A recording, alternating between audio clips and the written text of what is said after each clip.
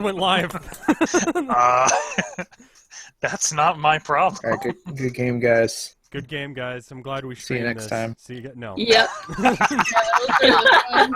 I'm glad all the prep paid off. Yeah, it's amazing. I'm so glad you guys were here to watch. No, we just went live. In fact, music. Hold on. You saying hold on to get the music? Or No, it's on. Gotcha. It's like totally not the right music for this.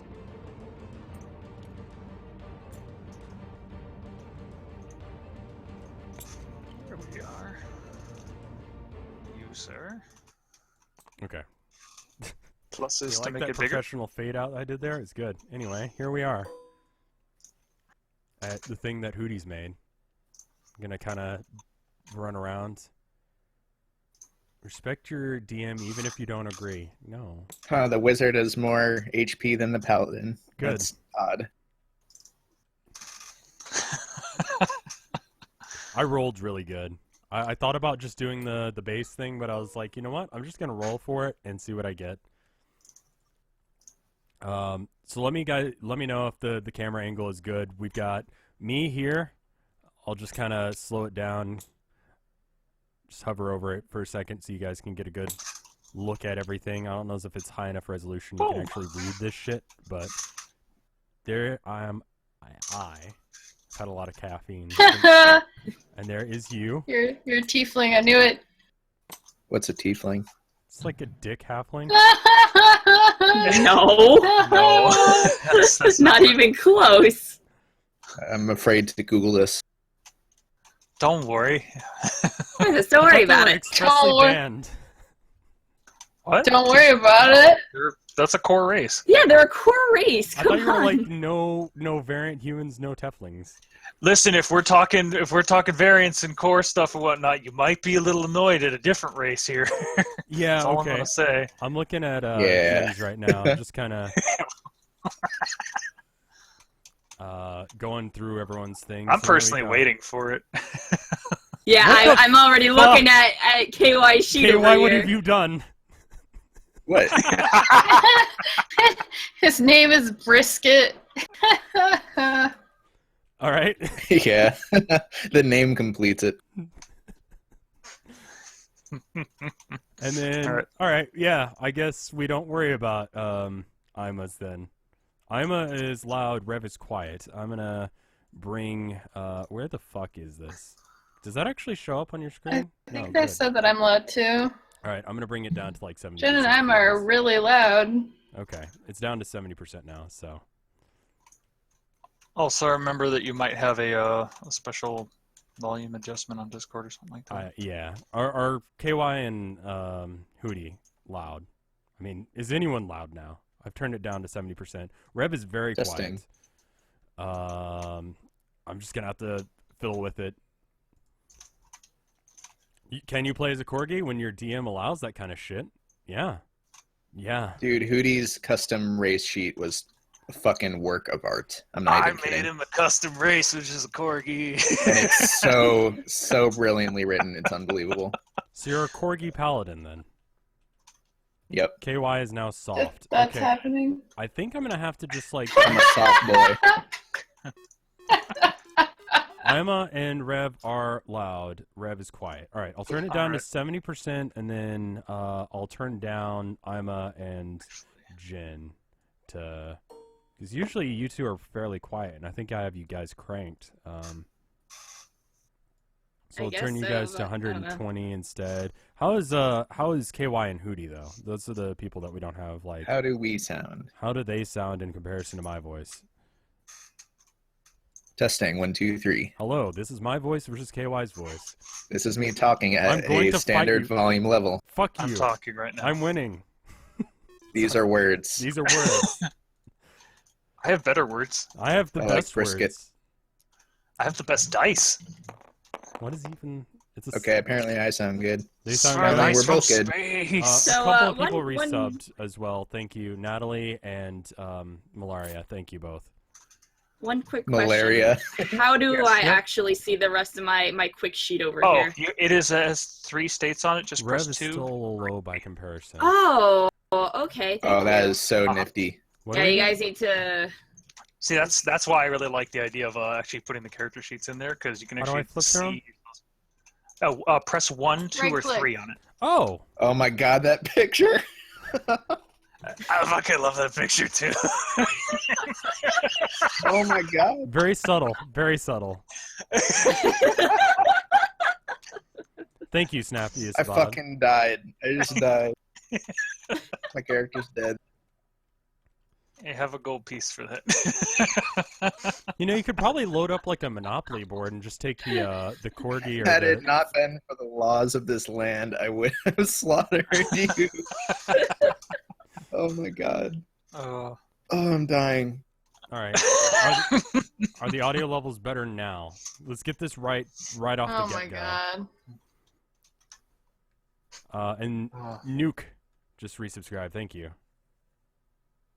That's 3 months in a row. I'm gonna be probably pretty bad about calling out people's resubs this stream because I'm gonna be really focused on the game and not Jin's character sheet, which I was slowly zooming towards, and I was like, wait a minute, I shouldn't be. All right, Rev is quiet. Why am I still quiet when everyone else? All right. Do any of you have a custom figurine you'd like me to pop in right now? Do you have anything canine? Like that's what I was saying. Like, do you have the Monopoly board? Because you could totally just get the Monopoly board and get the just up your mic. My Apparently mic you is at just get up 100%.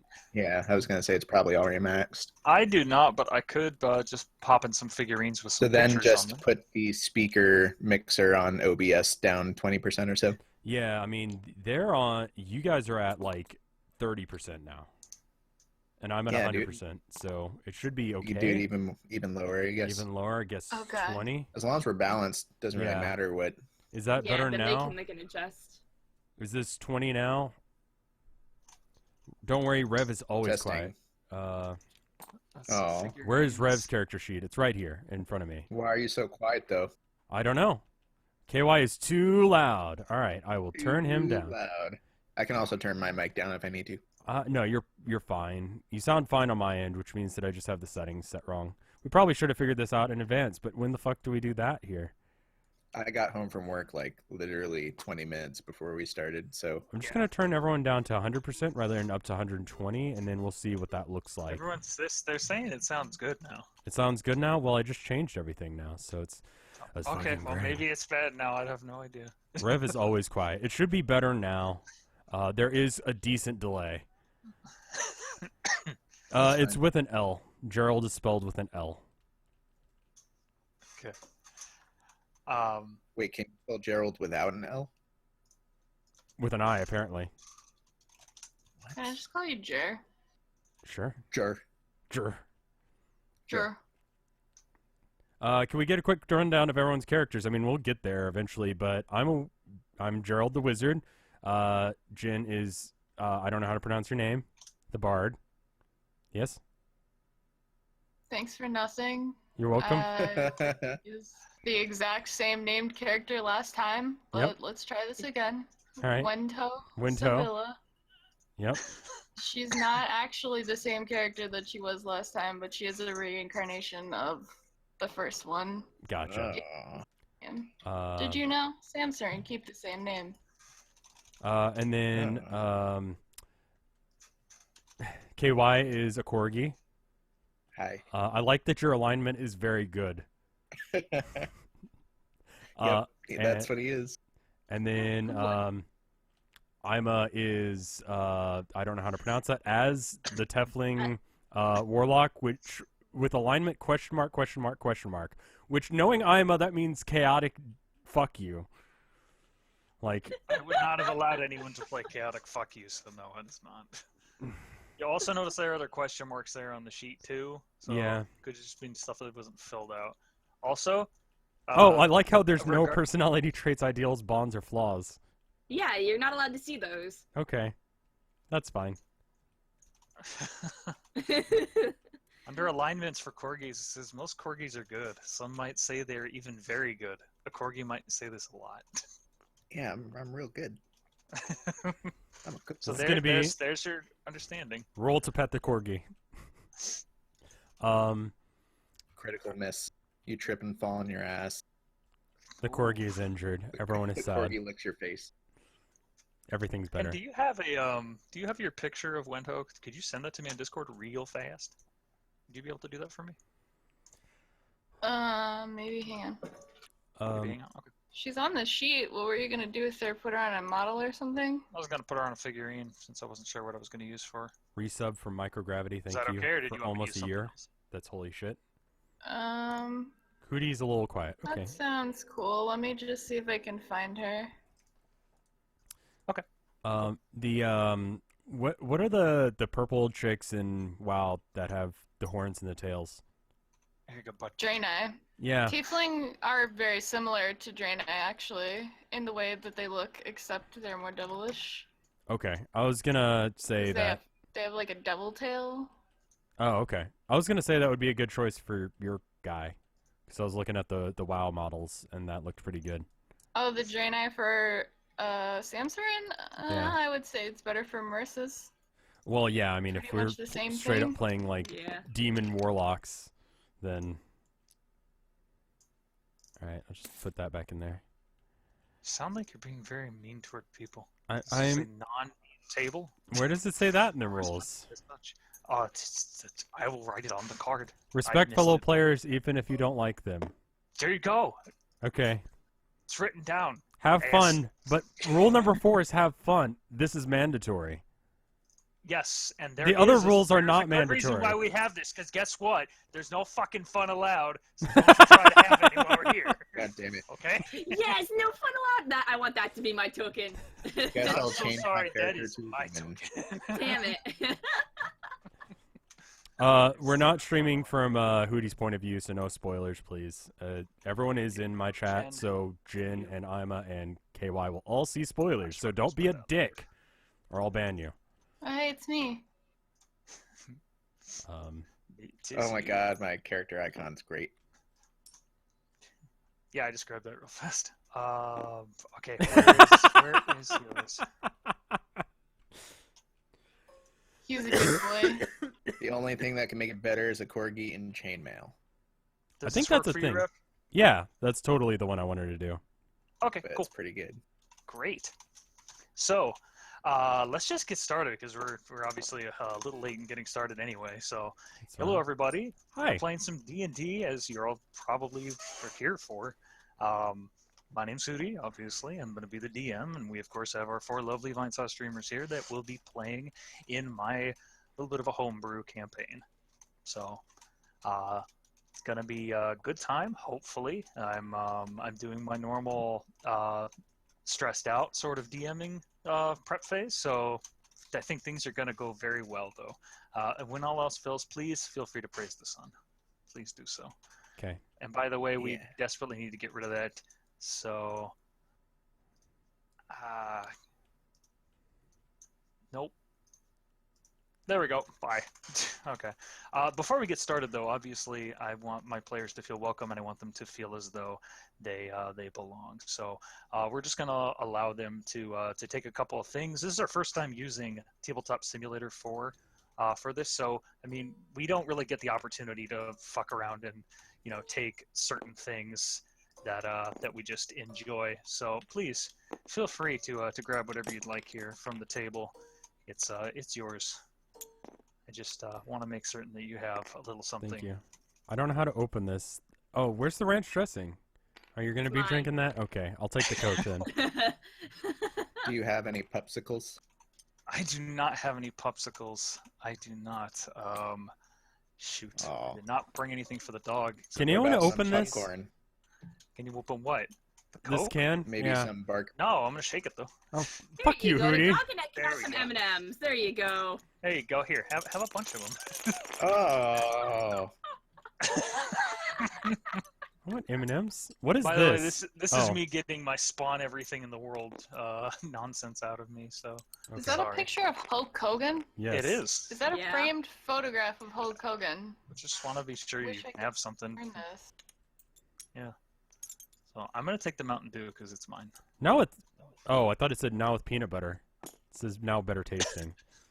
It's like, how the fuck did they add peanut butter to Doritos? Here, we don't actually need all of those. Oh. We need this though. You sure about that? Oh, I'm so sorry, Rev. Yes. Rev, I almost forgot. There you go, bud. Nope, nope. That's wonderful. Oh, god damn it. Go ahead. Mark that off your I bingo saw him square. and Yep. yeah. Nope, nope. That was another idea that I had while I was go. streaming today. That I could have just been a fucking A penguin? yeah, I'm gonna take Pingu. this die. You really don't need that one. I wouldn't have even had to do like a homebrew race. I would have just done, like what was it? What was the bird people? You guys can use this one. Good. The bird people are Tengu. no, yeah, actually the Tengu were. Tingu. Go. Pingu, the Tingu. Pingu the Tengu. 100 bits from King What a Twigs, thank you. mouthful. Pingu the Tingu. So, in any case, I want you to just feel at home with your stuff. I took away all of your dice. However, you do have bags next to you that you can simply pull dice out of whenever you'd like to. The entirety of the board is not going to be filled, so you will have room to roll dice on the board if you so wish. I do ask that you just be careful with it because my hope is that I locked everything onto the board. If I did not, one of those dice could definitely knock a wall out. So, in any case, you do have a little counter in front of you. Feel free to pop your HP in there if you'd like to keep track of that. I'm not certain there's terribly much else to do here. What I will say though is if you did grab an item that you'd like to hang on to, like these Doritos or whatever else, go ahead and right click them and there's a little toggle that says persistent. You're going to want to click on that. So make sure it's a Do we need to do that on our characters? And I don't think we can do that actually. I think I already did, but if it does not state persistent on it, then yeah, go ahead and we can't do that? You Yeah, cannot? that's not a thing that we can do. And I'm Oh, fine I with you Just taking get away rid the of the snacks. items. Yeah. I definitely am the only one that can do that now, so okay, that's fine. I like Alright, that you added the ranch dressing. That's really good. The ranch dressing. I got a lot of nice submissions from people, and one of them was the runch dressing, and I thought, you know what? Yeah, why not? Why not? Let's pop that runch dressing in there, just in case. For the time being, I'm just persisting the rest of your things so that they don't pop off the board. If you could please remove your figures from the board here and put them in your respective locations. Okay. We're going to get started because we're already running behind, and I'm not helping with that right now. It's okay. Deep breaths. Okay, you guys are in a special city that... no. Okay. So this is like I explained, it's a little bit of a homebrew campaign. I decided to just sort of make my own place that I was going to put you guys in. And where we're going to end up starting off is we're going to be starting in the city of Twinport. So we're going to be playing 5th edition D&D, and I've added a little twist to the campaign in that the technology level is a little higher than what you're probably accustomed to for a simple medieval campaign. There are airships in this campaign. There are certain marbles that are being discovered through the advancement of the very basic sciences and through the combination of that and magic. So you may see some characters or talk to some characters that have a better understanding of certain technological marvels than would be the normal thing in D&D, where the peasant might know its own dirt, but beyond that, not much else. So this is a bit of a cosmopolitan city we're starting in. Twinport is run by a council of 13 nobles that are also craftsmen. It is a technocracy, and the location that we're going to be starting off tonight is at a big manor where a party is being thrown. The party is being thrown for a guild master in the city, the smithing guild master to be specific, and it is for her 30th year, basically being in power on the council. So this is where I load the game, and we pray that it works. Okay, so please cross your fingers. If this doesn't work, I might cry. I'm not even joking. It'll work. So, It'll work. Deep breath. Yeah, here we go. it'll be fine. Oh god. Ah. Oh, God. my gosh. 404 models not found. It's okay. You're fine. Okay. Yep, it's popping in. It's popping in. This looks really good, Hootie. Thanks. Yeah. This looks super Still good. loading, but it looks good. Mine finished and it looks excellent.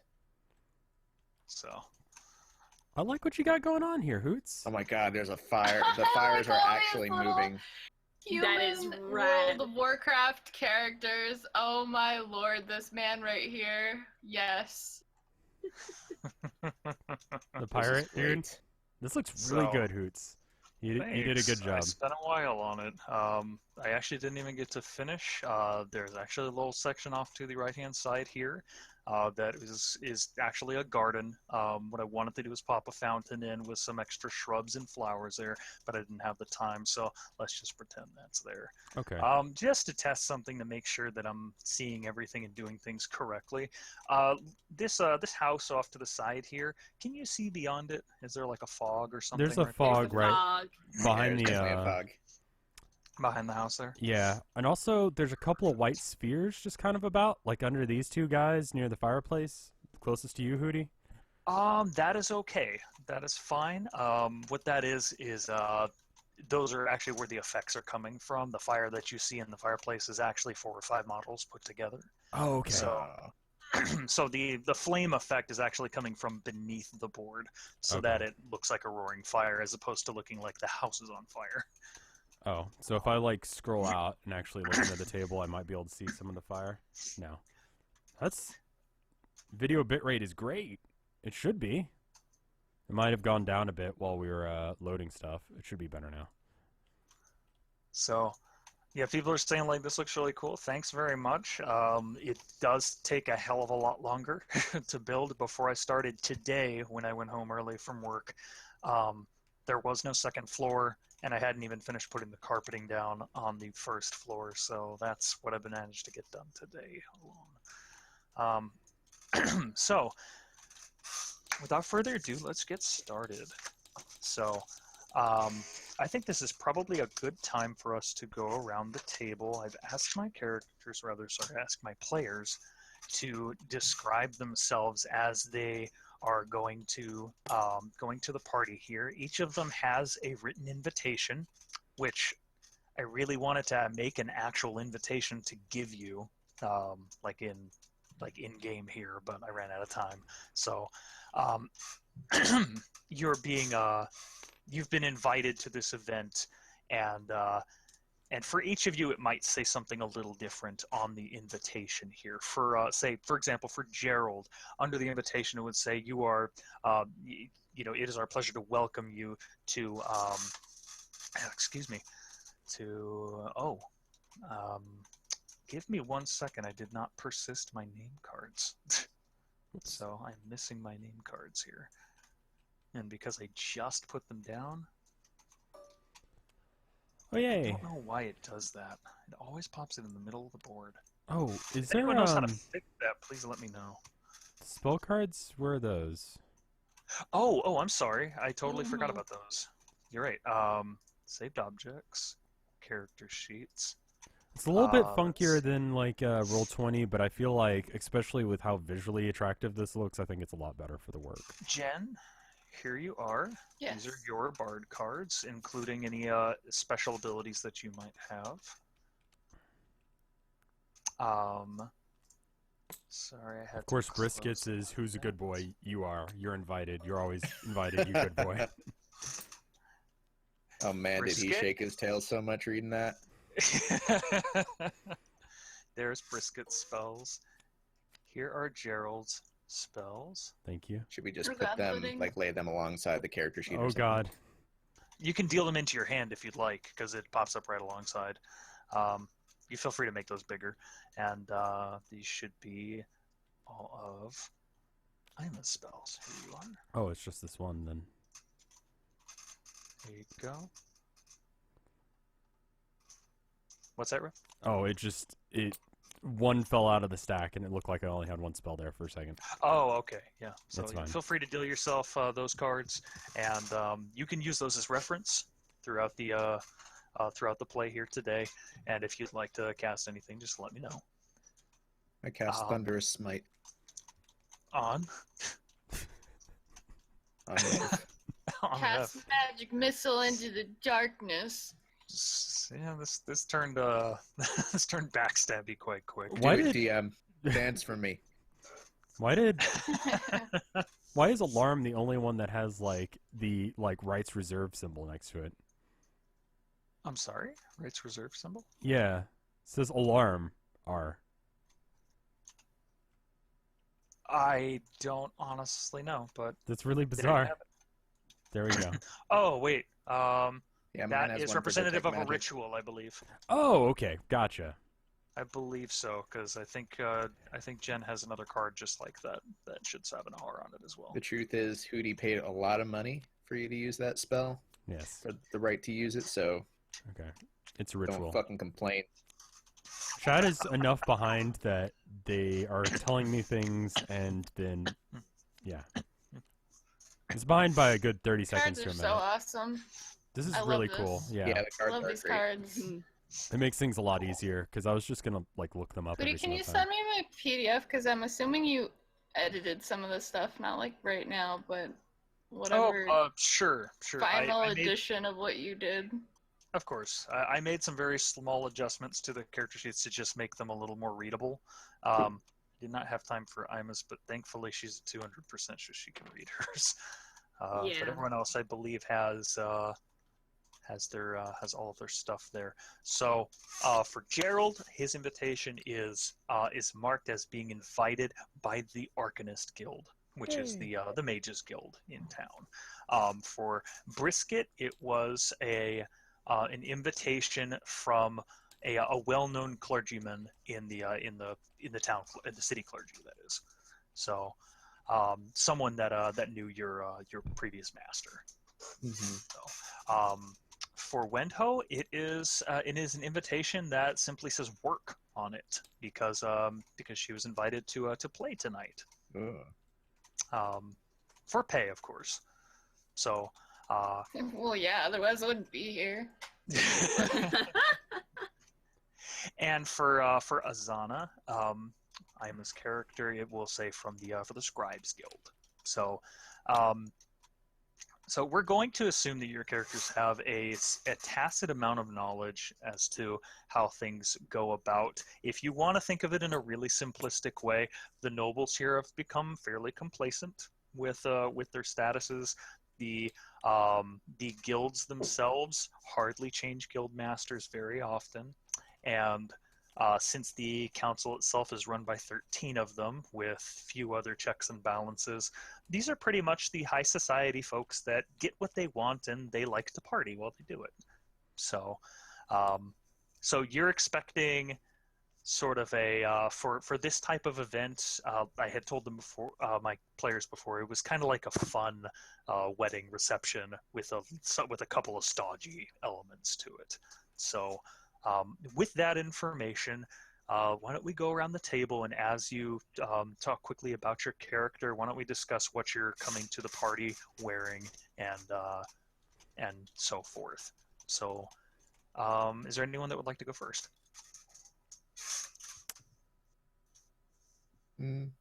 Nobody? You No, can just roll a I could go d4. first. No, I no guess. I'll go first. Let's start with Brisket. So, Brisket, are we actually like playing it out, or am I just describing it? You can do either, but if you'd like to be descriptive or in character, I don't mind either. Just feel free to talk a little bit about your character and then discuss you coming to Sure. the party here. So my character is a Corgi Paladin. Basically grew up on the streets of Twinport. Was that the name of the city? Yes. So grew up on the streets of Twinport just as essentially a street dog, just kind of wandering around, performing tricks, even stealing food sometimes, just anything to get by. For some strange reason, looked down upon, just like a lowly urchin dog. One day, I actually saved a nobleman from a mugging, and he took me in, taught me how to fight, and how to hold stuff and stand on my hind legs like a real person. Until one day, the He nobleman thinks fell he's ill. people. Yeah, he thinks he's a people now, but I think he knows. He knows he's a little special. But so one day the nobleman fell ill.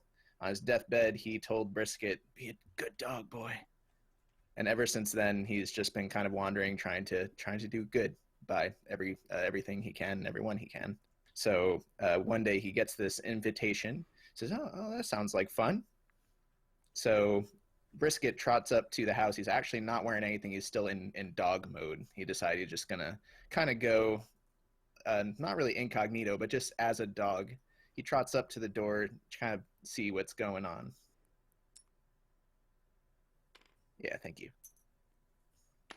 And do they just let him through? He just kind of walks ahead confidently. So you're just walking forward on all fours, huh? Yes, I am. Okay. So as you're walking up, popping off of the streets of Twinport here and onto the nice rug that's been laid out, you can feel the warmth emanating from the manor here. And one of the guards just kind of looks at you funny, and he does not stop you, however, as you walk right in, and if you look behind, the guard kind of looks and takes a peek at his at a long list and just shrugs. And Okay. you see him like crossing a name off. So Fantastic.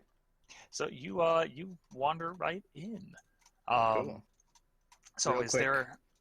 someone in chat asked how he became a paladin. It was just kind of the upbringing from his from the nobleman who raised him. It turned him to a real good boy. All right. Okay, is there? Okay, so you are now in the manor itself, and since I now have my trusty notes here, this is the home of Helene Isk. Helene is the smithing guild master for the city, and she has opened up her home, obviously, for this party.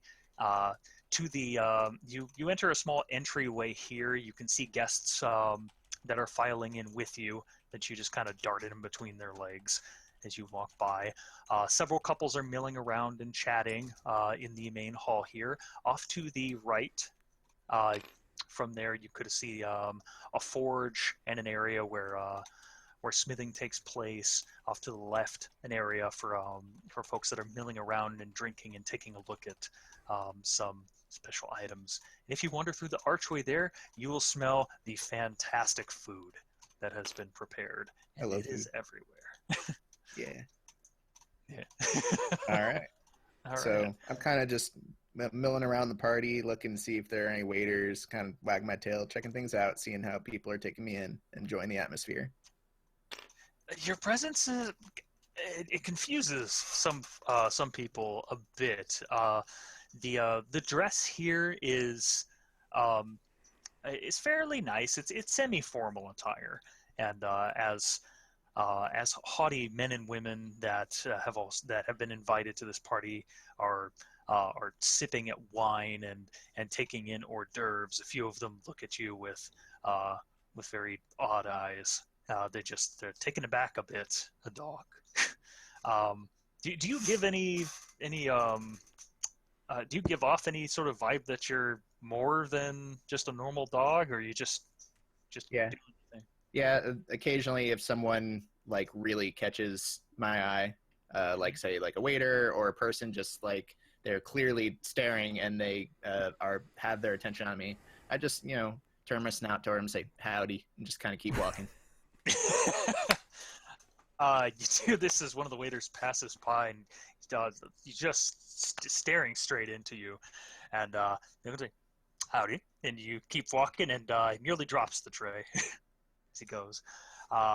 If you're just walking through the tables themselves, you will have a young man, youngish man, maybe in his mid-30s or so, that walks up to you. He's wearing a very basic brown robe with a hood, and he's perfectly bald. And he just stomps up to him and goes, "Brisket, you made it!" You recognize him as one of the members of the clergy, and his name is... I totally had a name for him. 1 second. Sherman. Sherman. This is Sherman. He's Hey, from the Sherman. How's it going? I wag my tail wildly.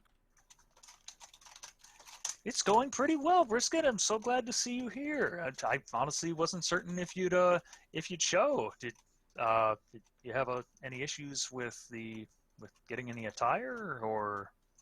I mean, I thought about bringing my tuxedo, but I just wanted to be a dog tonight. I totally understand.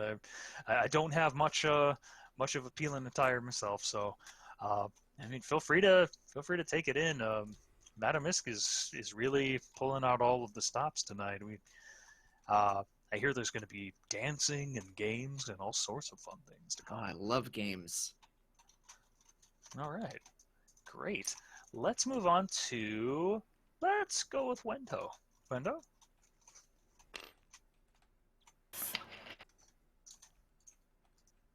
What's up? Just a tiny bit about your character, what you might be wearing tonight, and you walking up into the manor. Okay. You guys know Dandelion from The Witcher, but Nope. not The Witcher 1, not The Witcher 3, but the second one? Unfortunately, I don't. I've never played The Witcher. Oh, I damn. haven't either, sorry.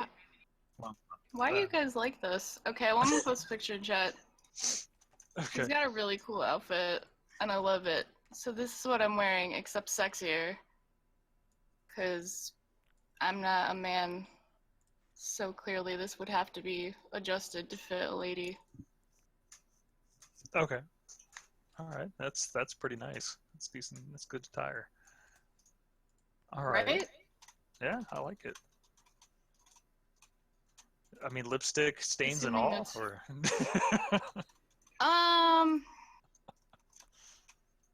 Sure. okay. Wait. Yeah. Wait. That's part of the mod. What? Sure. I don't care. All right. Okay. So that's what you're wearing. Do you want to say anything about your character? Anything specific, or you just want to get into it? She's a bard, and she has the same name as my other character, but as I was saying earlier, she's not actually her. She's her first reincarnation, and Samsarin keep their names when they reincarnate as like, what would that be called exactly? They don't really keep any kind of other things to prove their ancestry besides just their name, so that's why she has the same name even though she's not the same person.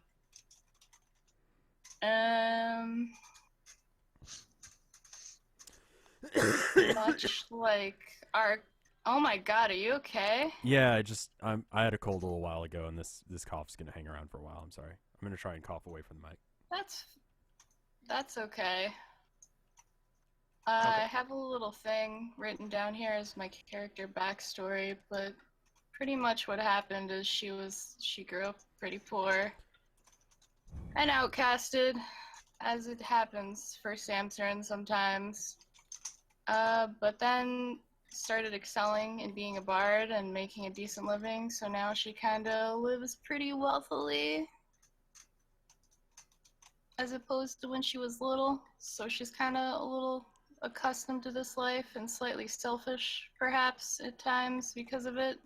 Hmm. Since she knows what it's like to not have anything, she now kind of feels like she almost needs it. Gotcha. Okay. I really gotta pee, Very so nice. I'm gonna just go do that. I'm gonna leave it so they can still hear you guys, though. I'll be right back. Okay. Hi. Okay. He must have drank a lot of coffee. Yep. Right? All right.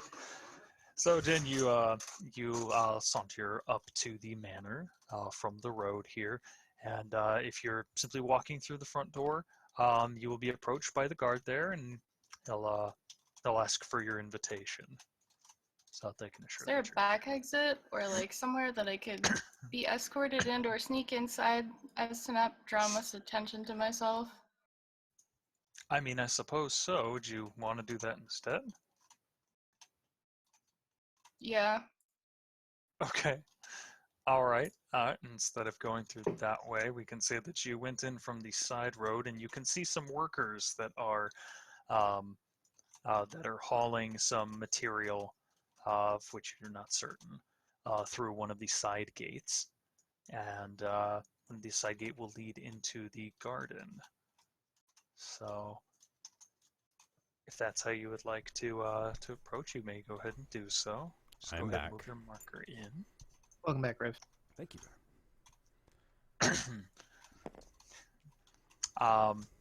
Strangely enough, not a lot of security for this side entrance. There aren't many people milling about in the garden. Maybe a few individuals that are far more interested in the flora in here than in yourself. So you're pretty much able just to go through the back door there and into the party. Are you looking for anything particular, or are you just taking in the scene? Is there somewhere I could go to, like, chill out before I have to go perform? Like a room upstairs I could go into or something? You can try to make your way upstairs. Yeah, I know. It's a little I annoying having teleported to. up there. That's fine. Here, we'll do this. I'll just move you in by myself. So, you can an easy place to chill would probably be the where did you go? Oh, you popped back up there. That's weird. Easy place to chill would be the couch over here. There are some leather couches that they have that no one is currently using, next to some pieces of artwork. There are a few people milling about on this side of the manor. But if you'd like to go upstairs without drawing any attention, I might have you make a quick roll if that's okay. Sure. Okay. Let's see. You have a stealth score, do you not? That's a very good question. I'm seeing here you have a proficiency. I am pretty sure that I do. I think. I'm seeing a +4. So, feel free to pluck a d20 out of your bag and go ahead and roll it for me and add that 4. Let me see if I can do that. Destroying my bag. Did you say d20? This one? I sure did. Alright, sweet. Oh god, I can't see. Let me set this down and then... What did I get? Is that a 15? Yes, it is. Oh my god!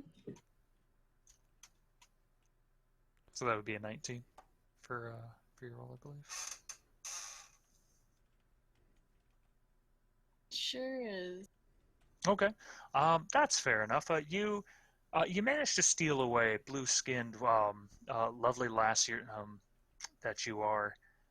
You're pretty good at maintaining a covert behavior when you want to, and you managed to slip up the stairs that simply lead up to what looks to be a small library with a writing desk and a couch. And some other small pieces of, I shouldn't say small, I guess, larger pieces of artwork that are up here. There are only a couple of individuals that you can hear moving about on this floor right now, and currently none of them are visible. So you see some of the doors up here that lead to other rooms. So, anything specific you were looking to do up here? Can I just go chill on this little bench? You sure can. All right. Unless Some very there's anything else interesting going on. Mainly people just arriving at the moment. You occasionally hear a name being called from downstairs. Sir so and so, Madam with a long title at the end. It would appear that the guard is reading off titles of individuals that are entering, so that people might know who just came to the party. So if you are looking to lay down or whatnot on the bench there, feel free. It's fairly comfortable, and you can just get settled in for the moment there. And I think at this point we'll move on to Azana. Alrighty. So a little bit about Az is she grew up in Twinport, and her mother was a human and her father was a tiefling. Mm-hmm. And her father was a politician for the city and was assassinated about 5 years ago. And her mother was just a simple housewife.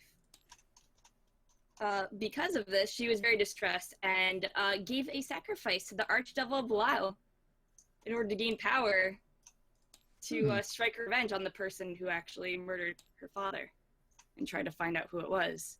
And in return, gained the powers to become a warlock and started studying the dark arts in private. Goodness. She also joined the Scribes Guild in order to put her foot in the door for politics. She works with legal documents and recording as such. Very and nice. The only thing that she wants to do is just follow in her dad's footsteps. Okay. Wonderful. Great backstory there. Anything specific you'll be wearing for the occasion tonight? Yes. I am wearing a suit, a tuxedo that her father actually had, and she fits in it perfectly because she is 5'11". She is a very tall tiefling. Awesome. Okay. Looking quite fine. You go ahead and enter, walking up to the entryway right here. I'm assuming you do so. Is that the case? Yes. Okay. So as you approach, you see a small table that has quite a long list, as well as some other documents and a quill on it.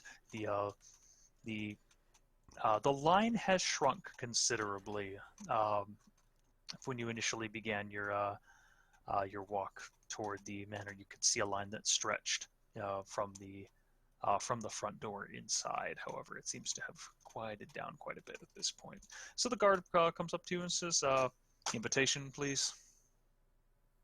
Here you go, good sir. Takes your invitation. Looks up. Scribes Guild. Okay. Azana, I remember this name. Okay. Would you like a pronouncement or no? And he hands you back the invite. Okay. So, yes, if you want to have your name called out to the manor for when you're entering. Yes, please. Nods, and the guard. I just realized that Rev probably won't get to see this because it's such a small model. Oh well. I'm zoomed in on it, so it's fine. Okay, I was gonna say they turn around like so, and announcing Azana Medina, scribe for the Scribers Guild. And at that, he turns around and nods and Falls over. free to go in. I walk in with stride. All right. So you see the party's is taking shape at this point. We have a few individuals that are milling about the main hall, but they're starting to gravitate toward the dining hall, and particularly to the dance floor, where there are a lot of folks that are gathering there. You see one woman that is probably late 40s, early 50s. She's dressed in all white, and you can tell her from from a block away with the sound of her laughter. And you recognize this as Helene Isk, the smithing guild master that owns this manor. And if you spy around, you see a small form that bounds up to you as you make your entrance into the party. And that's on my other note card. Great. So this is embarrassing. It's fine. Yeah. There we go. What I was got my that? It's magic. I don't have to explain shit. All right. You recognize it as another scribe that is attending the party as well. Her name is Darbrix, and she's a short halfling, maybe about 3 feet tall. She bounds up to you and she waves. She goes, "Hey, Ass, how are you?" Hey, it's been how's the party been? These kinds of parties. A little boring at first. Wait until they get liquored up, and then the fun really starts. I hear that they are going to have a couple tables for actual coin tonight. So, did you bring your purse? Of course I did. I'm looking to clean house, so if you want to help at all, maybe we can get a little something going. I hear that Helene's husband Carl, he's been hitting a little hard these days, and likes to bet real hard too. So. I'll have to keep that in mind then. Oh, come with me. I found the best turkey that they have here. And she grabs you by the hand and starts leading you in. Okay, wonderful. And let's do our last person here. Last, but of course not least, Gerald. Yeah, I'm going to move myself way over there. Hold on. Okay. Just teleporting through the walls. Ignore me. How do I... Just let go. I want him to turn around, though. There you go. Oh, okay. There you go. All right, I'm going to go through the front entrance because I'm fucking Gerald. All right. Little backstory at all, or you just... Gerald is a wizard, and he grew up in a small forest gnome town. It was like hunting, like farming, really boring stuff. Wanted to be a wizard. Found a guy who happened to be a wizard who happened to stop by the town and kind of harassed him into teaching him how to be a wizard. And now he's a wizard. All right. Good. Are you wearing anything particular for the evening, or?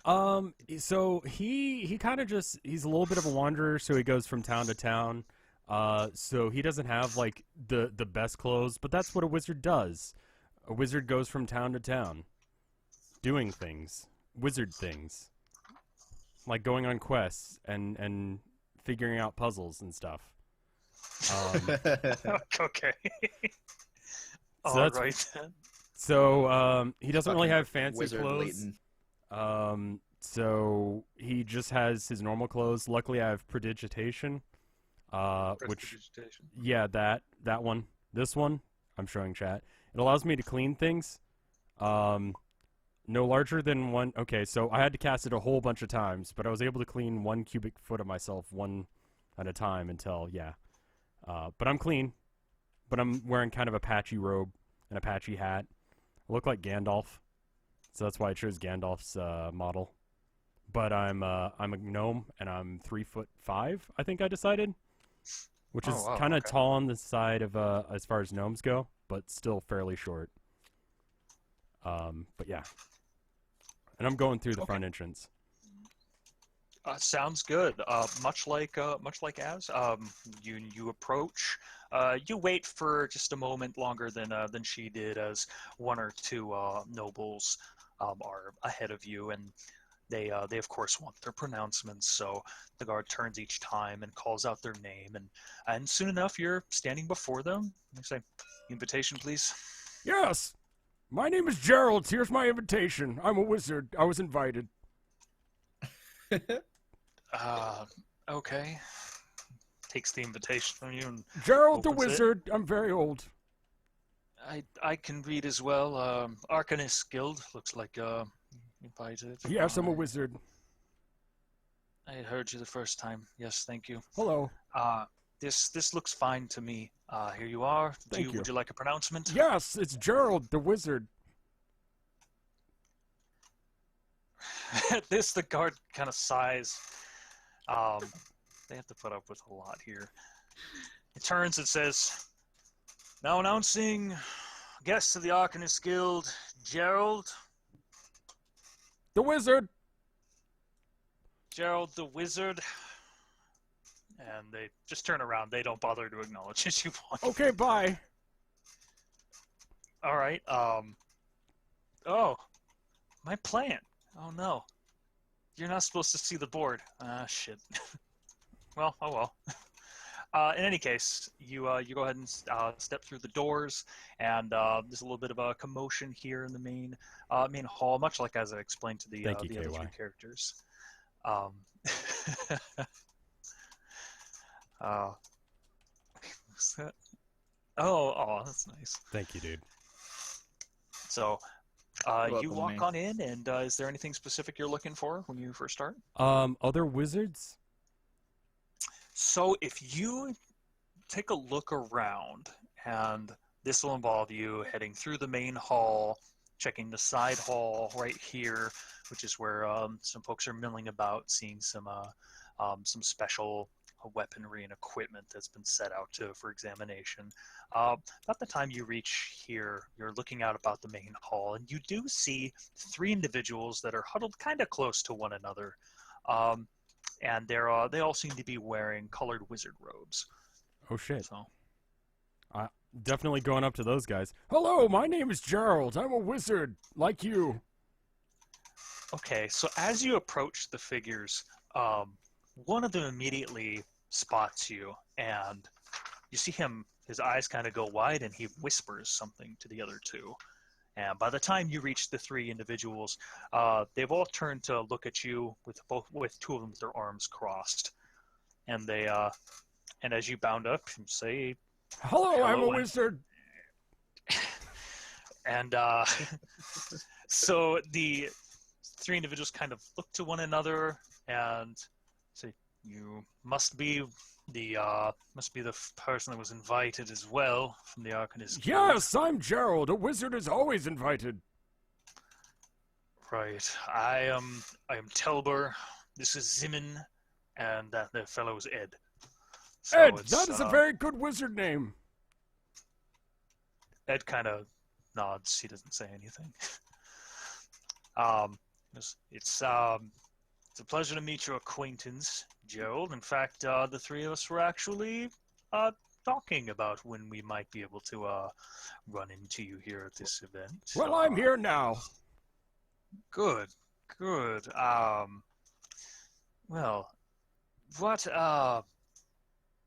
Hello. You're new to the Arcanist Guild, from what I understand. Yes, Where have you come from? Who did you study under? I studied under Keith. He was a wizard. Let me tell you a story. Once upon a time, there was a boy, and this... Oh boy, here we go. And do you keep going, or? Sorry, I just started laughing. Once upon a time, there was a boy, and he very much wanted to be a wizard, but he was young, and wizards are old, like me. My name's Gerald, and I'm a wizard. Anyway, once upon a time, there was a man, and he came into the town. So the three Arcanists are just standing there, and one of them has his hands just sort of clasped up to his mouth. He doesn't quite know what to say at this point. Zimin has already grown bored. He's looking around the party for something else to start, and A man you entered imagine the Keith- town, and he was old and a wizard, but not me. My name's Gerald. His name was Keith. Anyway, the boy was so smitten with this man that he followed him after he left the town, even though people didn't like him much, because he wanted to be a wizard and no one in his town knew anything about being a wizard. So he followed him for 2 days and 6 nights, some of which time was spent in a sack. That was the first lesson that Keith taught the boy. That was how to be a wizard and not follow people, because that's mean. Don't do that. It freaks people out. Don't do that. It's not a wizardy thing to do. That was the first lesson that he learned. Anyway, after many days and many nights and very many years, the boy became older and also a wizard, and the man became older and also dead. And eventually he became an older wizard, like me, because he was me. Hello, my name's Gerald. As you continue your long and rambling story, one of the servers comes up to the four of you and says, "Would anyone like to?" And before he could finish his sentence, one of the Arcanists grabs a wine glass and just starts chugging it. The others are a little too dumbfounded to stop you during your story, and we'll just assume that you continue on for the time being, talking about. Was it Keith? Keith!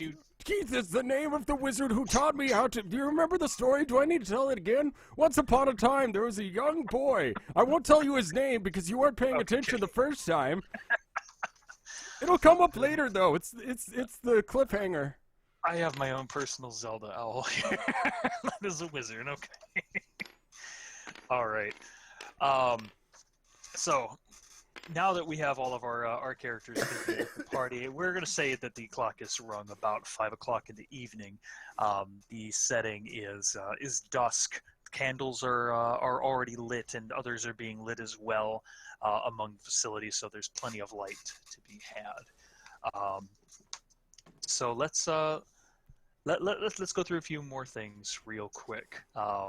As you walk about, there are some servers that will come up to each of you, and you know what? We'll even say so for Wendho, considering she's upstairs. We'll say one of these servers found her as well up there, and they're going to offer you a small token of to remember the night by.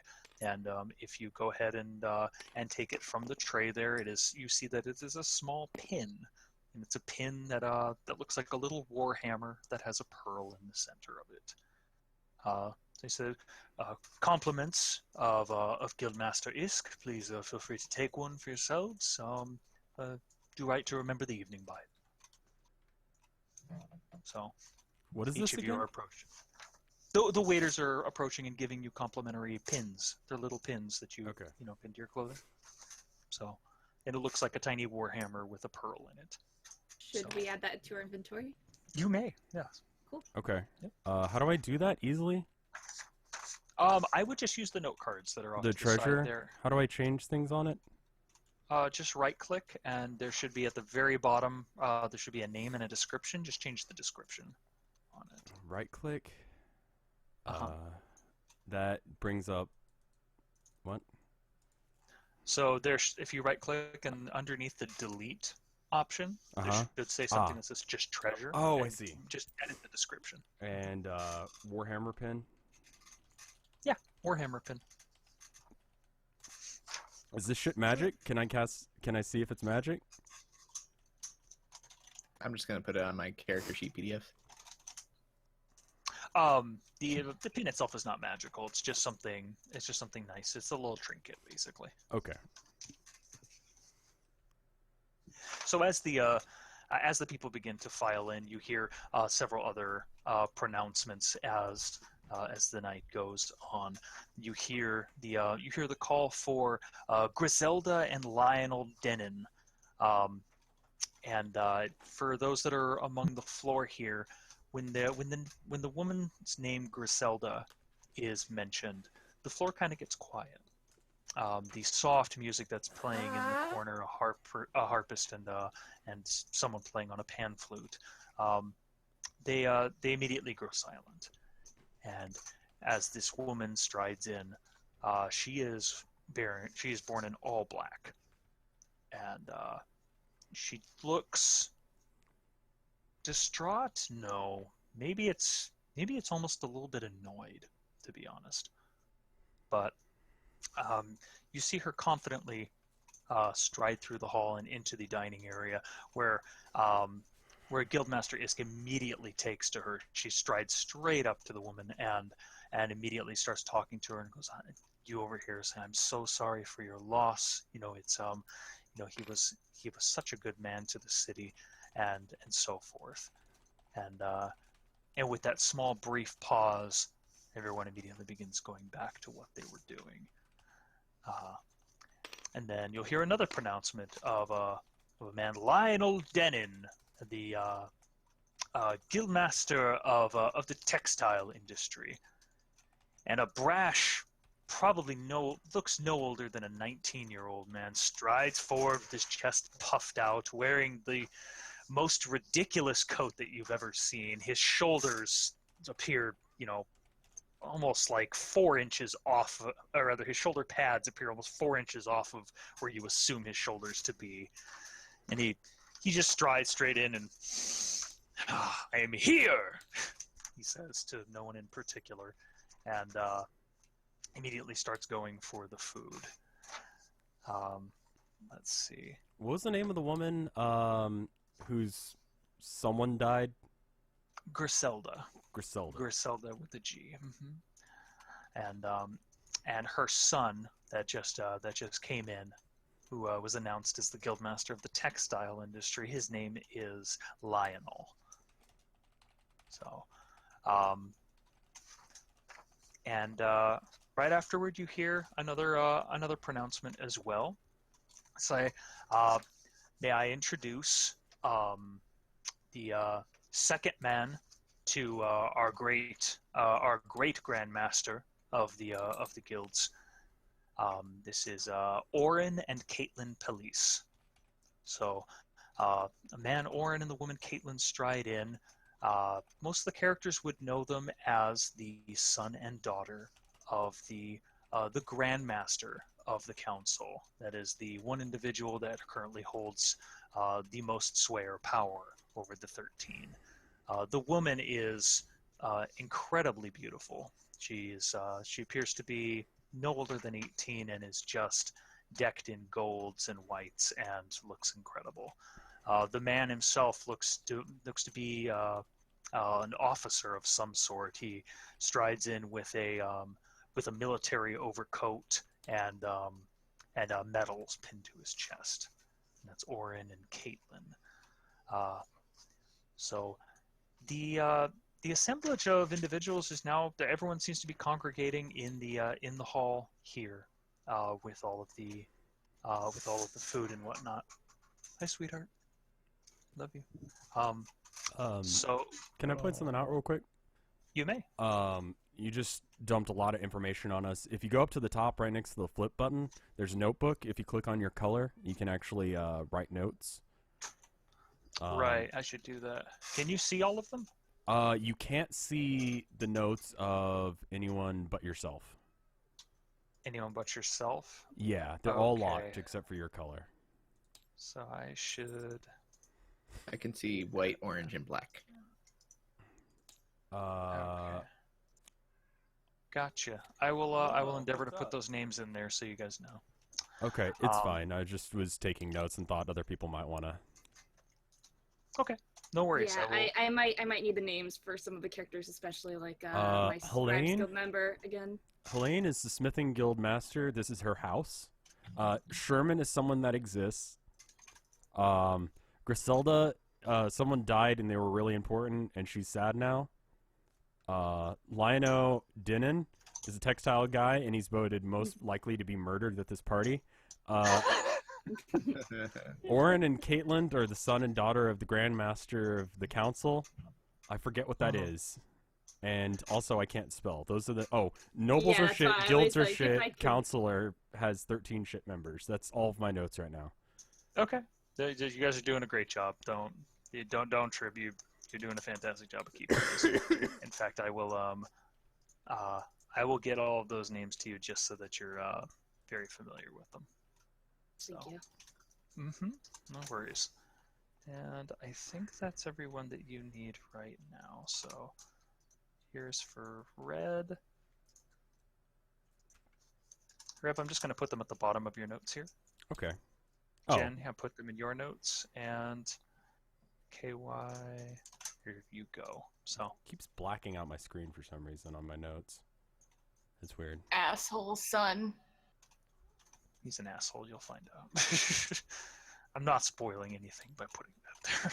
He was the guy who just came in and was just like, everyone notice me. Yeah, I'm here. Hello, my name is Gerald. Sorry. Yeah, but is he handsome though? Is he handsome? He's fairly handsome. Jen? What? What? Are you gonna work it, girl? She has a Listen. she is a sucker for a pretty face. Do dogs count? Oh my god. Yeah, I'm a cute boy. He's very... Everything counts. Oh my god. This is great. Okay, so the doors will actually close at some point here. Does anyone have any actions that they'd like to take? Anything of interest they'd like to do before I move on to the next thing? Not particularly. No. Not particular. Okay. All I right. don't want to peek downstairs. Okay. You can go ahead and just peek downstairs for now. You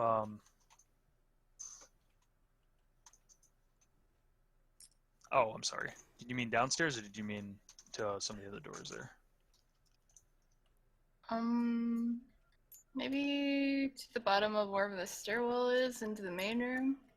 Okay. That's perfectly fine. We'll go ahead and move you down into there. I'm just going to set you off to the side here because it's easier to see where your character is. There we go. Alrighty. And we got everybody right here.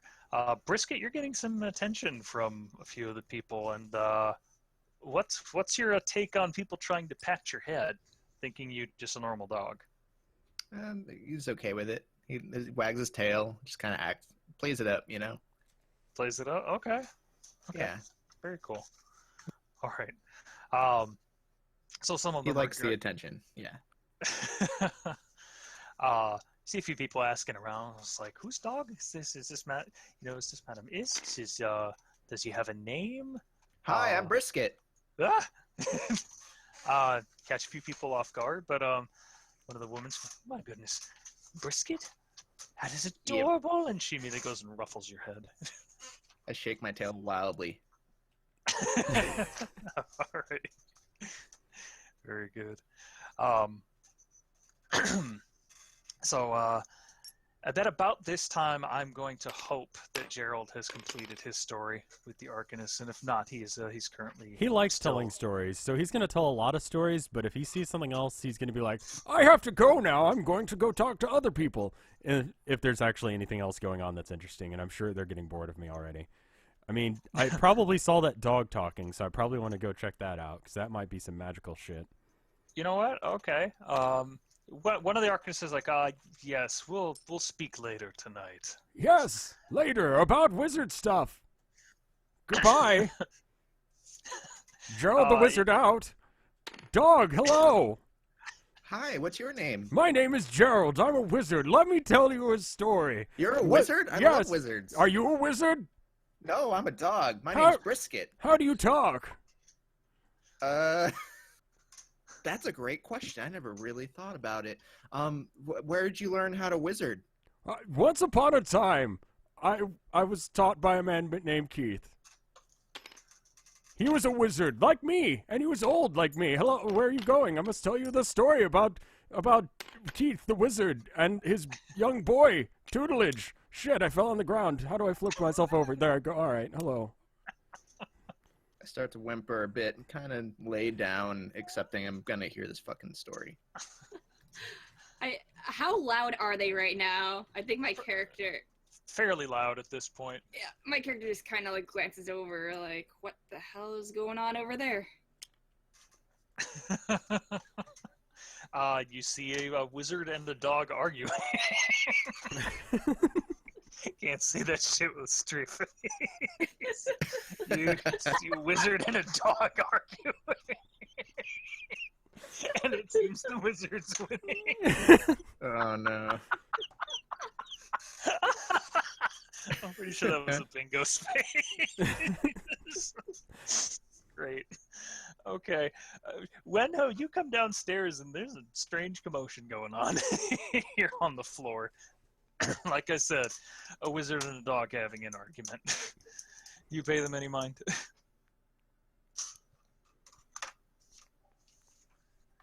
Are you there, Jen? I can't hear you if you are. She went to the bathroom real quick, so you might want to have other people she around. went to the bathroom. Yeah, Gotcha, it went by in chat. Okay. Sorry, I just remembered that. No, that's perfectly fine. Okay, so you start relating your tale to Brisket, who begrudgingly listens. And how long do you think a piece of string is? Wait, what? How long's a piece of string? I was asked this once, and I don't know the answer. As I listen, I kind of look around on the floor, see if there's any scraps of food. I can just, getting I'm a little thinking hungry about 3 while I listen. feet. Losing interest. Definitely smell some really good food on the tables there. I'm guessing turkey, lamb, different cheeses. It's a bouquet of amazingness for your nose. So if you want them to pop up and grab something, I'm not sure who exactly is going to stop you. Yeah, I get up on my hind legs for a moment, just kind of lean up onto the table, snatch a steak, Also, Jin is back, by the way. a rib. I just snatch a rib and just kind of trot off of it away from Gerald. Okay.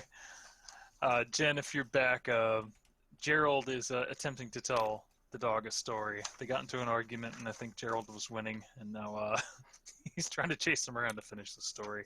That's what's happening as you walk downstairs back into the main hall. Jenny? Are you still muted? Jenny. I'm here. I'm just muted. Oh, okay. Yeah, I get it. You get it. Okay. Got it. All right. So, a few minutes of this goes by, and you hear a loud clapping. Not clapping as in, appreciation. They're trying to get everybody's attention, and your focus is being directed toward the front of the room here, of the fire, and standing on the dance floor is the man known as Orin. Orin Police, who again is wearing the military brocade with medals, and standing next to him is Helene, the guildmaster. And he claps for everyone's attention, and the music dies down. And Orin speaks with a very strong, commanding voice. He says, "I want to thank all of you very much for attending our party this evening.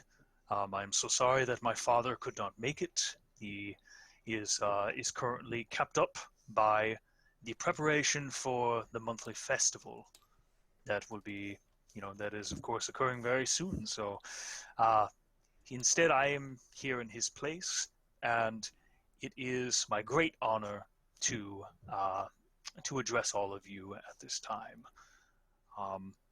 But before we get into that, please let us bow our heads for a moment of silence as we remember the great man, Gerwin Denon, that has now passed. We have his lovely wife Griselda here in our presence today, and we would like to extend our condolences to you, Madam Denon, and to you, Lionel, for your loss. And most of the nobles, they bow their heads, or they turn to the woman in black, and she looks fairly resolute. She kind of has her arms crossed, and she just nods. And while Lionel is busy drinking from a tankard. So as Orin looks up again, he says, 30 years is a long time, and it's such an amazing achievement for those that are responsible for the well-being of our great city. So it is my pleasure to be here with you, Madam Isk. And he reaches out and takes hold of her shoulder and says, "Thank you so much for your service and for all that you have done for us." And at that, all the nobles start clapping.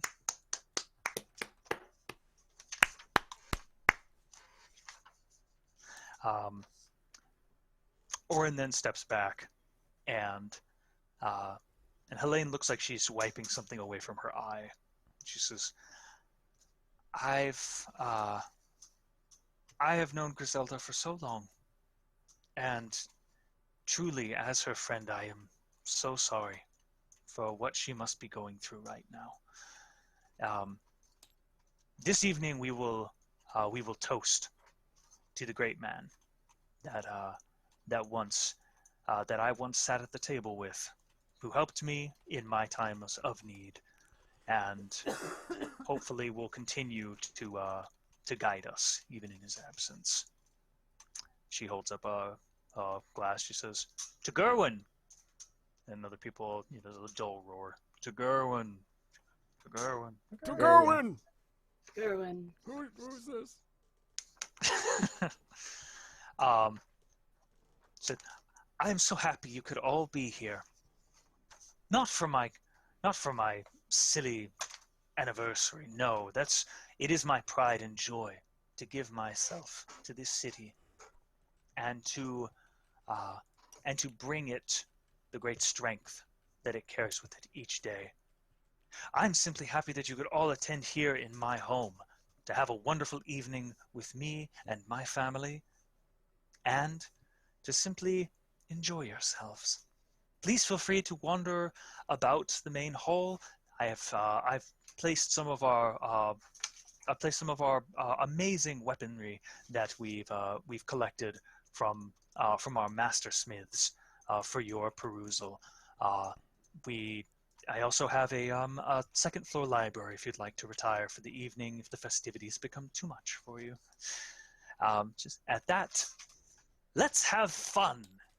And everyone's, "Yay, fun! I like fun!" Lionel he pushes his tankard back so far he starts to dribble all over himself. So, and at that, everyone starts to party. One of the servers comes up to Wenho and he goes, "Excuse me, lass, you are by chance one of the entertainers here tonight, are you?" That is correct. "Oh, would you like me to show you where the entertainment is, or were you looking to get some food first? I don't wish to rush you." Go ahead and show me where they are. Okay.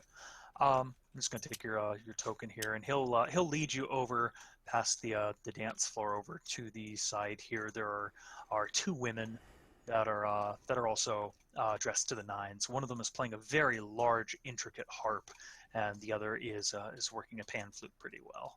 So, as he says, "Please feel free to discuss with the other musicians here. And if you need anything, please let me know." And at that, the hired help turns and he walks off. So,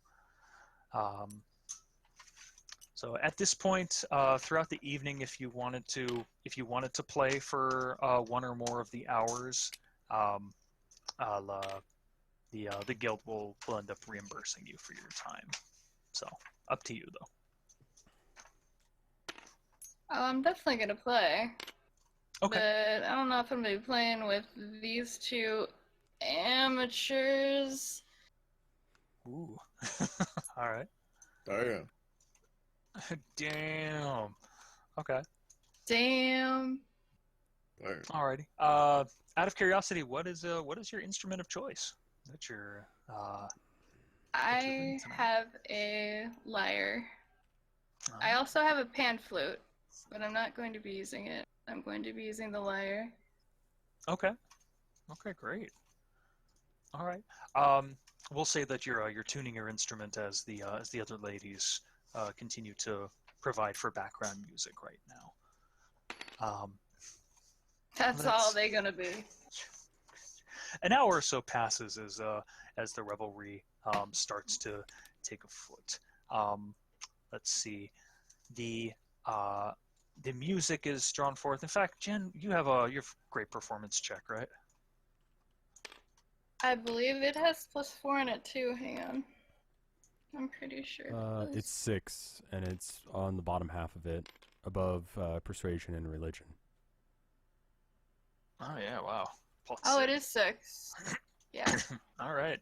Why don't you go ahead and roll me that, and we'll see how festive the night starts out. Fuck. What? An 8. Okay. So that'll be a 14, which is still a fine performance by any measure. So as you tune your lyre and you begin to play, the melody immediately seems to summon up a desire to dance among the nobles. So several of the individuals end up going out onto the dance floor, and they start to boogie. Let's see. Mr. Brisket. Yes. And I'm Gerald. That you are. That ended a 15-minute long conversation with himself. The extravagantly beautiful woman, Caitlin Police, she immediately bounds up to you, and she's managing to hold some of the frills of her very elegant and very long dress, and she goes, "Oh my goodness, a dog! How cute! You are adorable!" And she immediately just reaches out to scratch you behind the ears. Ah. Well, thanks, ma'am. You're pretty cute yourself. And it talks. Oh my goodness! I think it might be a wizard. Go away, Gerald. You're cramping my style here. What? Here, Gerald, I'll pay you 1 gold to walk away. No, it's all right.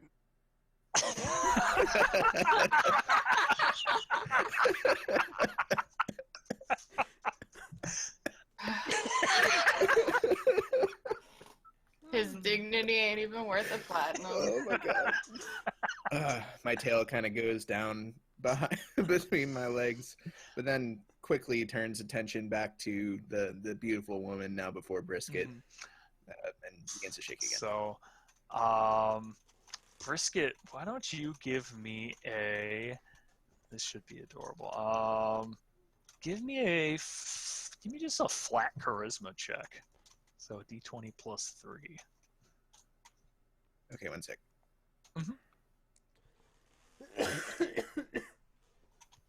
I if you'd roll like to- 16 plus 3, so 19. 19. Caitlin looks to you, ignoring Gerald at this point, and she says, "I have to dance with you first." And she takes you by the paws, and she pulls you out onto the dance floor. With total surprising control and dexterity, Brisket suddenly gets on his hind legs for the first time, now becoming apparent that he can just walk upright like everyone else, and kind of motions his paw toward her as if to take her hand. All right, and she does so, and with the soothing yet also bouncing tunes from Windhoe, you begin dancing with Caitlin there, and she's a very elegant dancer, and is even taken aback by a little about how dexterous you are for a dog. So That was a fine dance, miss. I am so happy that I got to dance with you. Thank you so much. What was your name? Brisket. Brisket. What a good boy you are, Brisket. Thank you. Thank you. All right. So as you're finishing your dance, as you saw Darbrix flutter off to somewhere. So you're not quite certain where she is at the moment. But as you're standing there, you feel a little uneasy. In fact, you feel like someone might be watching you right Can now. I use Divine Sense? Hmm. I'm gonna let her take care of this one real quick. Sure. Before that. Yes. Oh, I thought you were talking about me still. Sorry. Oh no, that's okay. Can I I'm using do the bathroom real a quick. I'll be right back. perception check? Sure. All right. So that would be a D20 plus 1. Oh god, I need to get my dice. Okay. We're gonna roll. It's gonna go everywhere. That's a 10. 10? Okay. Yeah. All right. So you look around you, just feeling so uneasy at the moment, and you do manage to catch someone at the very end of the hallway. We're just going to turn your model, and just at the very back of the main hall, you see that it is the Widow Griselda, and she seems to be staring straight at you. And if you wait for a few moments, it has become very clear that she is not simply staring off into space. It looks like she is glaring you down or just staring. You're not really certain at this distance, but her attention definitely seems to be on you for whatever reason. Hmm. Oh. Maybe I shall confront her about that. Okay. So I get up out of my seat, because I believe I was just snacking on turkey and drinking a little bit. Okay. I walk on over and I say, "Is there a problem, ma'am? I'm very sorry to hear. My condolences." She nods. No, no problem. I appreciate your words. Thank you. You are of the Scribes Guild, are you not? Indeed I am. And what was your name again? Azana. You can call me Az for short. Az. Did you just unlock one of my chairs, Rev? No, it was flipped over and I was trying to put it back, but I can't. Oh, okay. No worries. I got it. It's a fancy party. Stop touching. Sorry. Stop My it. chair. There. Put it in. Oh God, it's floating. Oh, shit. Wrong. Sorry, Ghost chair! Ghost chair! I just lost all of my momentum. I'm so sorry. I'm fine. I'm easily distracted, especially when I see chairs floating. So she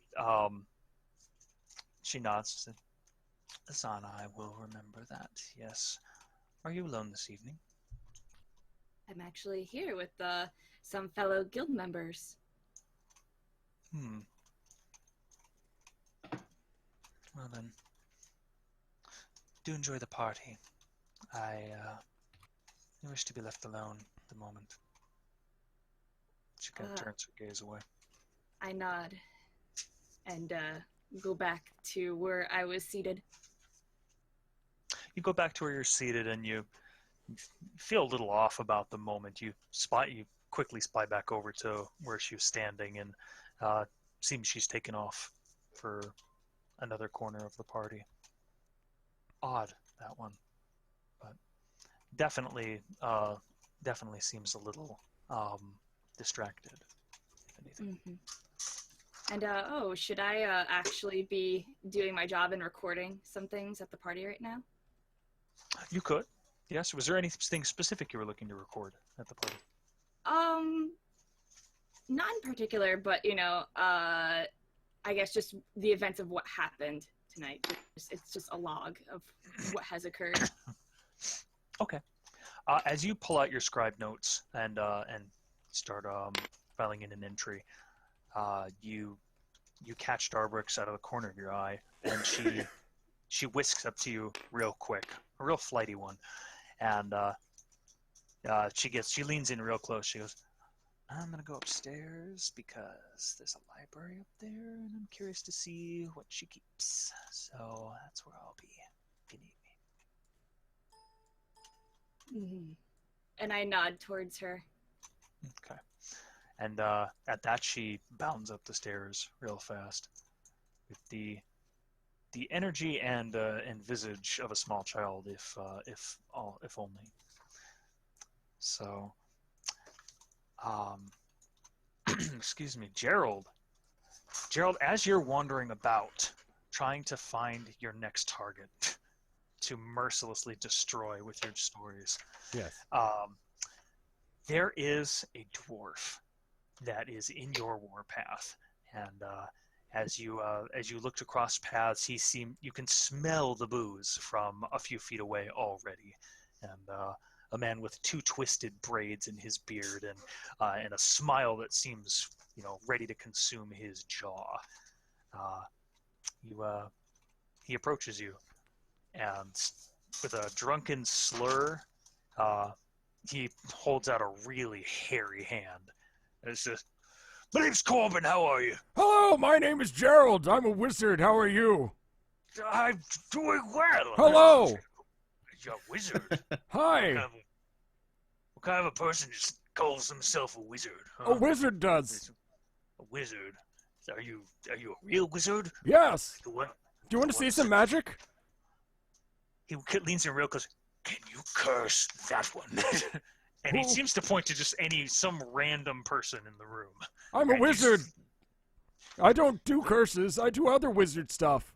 Oh, so sorry. I didn't mean it. What kind of wizarding can you do? I could. Do you want to see a coin appear behind your ear? Coin? Yeah.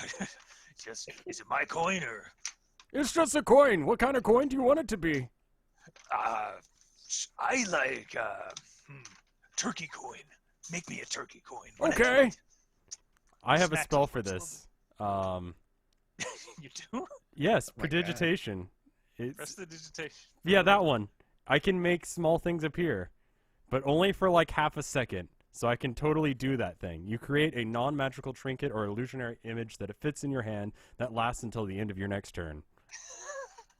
I can All right. precisely do that. Do you think, when I thought I couldn't cast spells, like, aside from cantrips, I read up on everything you can do with this spell. And I'm going to do a shit ton of things with it, so just be ready for that shit. Anyway. Okay. So, Joe, I'm going to... what's your passive perception, real quick? Me? Oh, it's fucking shit. Hold on. My perception is 2. Well, your passive is right below your skills. 12. 12. Okay, so 10 plus your modifier. Right. As you look past this drunken dwarf named Corbin, you see 2 of the Arcanists are very carefully paying attention to you as you begin to weave your magic. So you're going to cast Prestidigitation? Mm-hmm. To make a coin Okay. appear behind his ear. Specifically a turkey one, because that's what he asked for. I don't know what the fuck that means, but sure. Okay. You attempt to conjure up the idea of a coin, of an object shaped like a coin, feels like a turkey in your mind.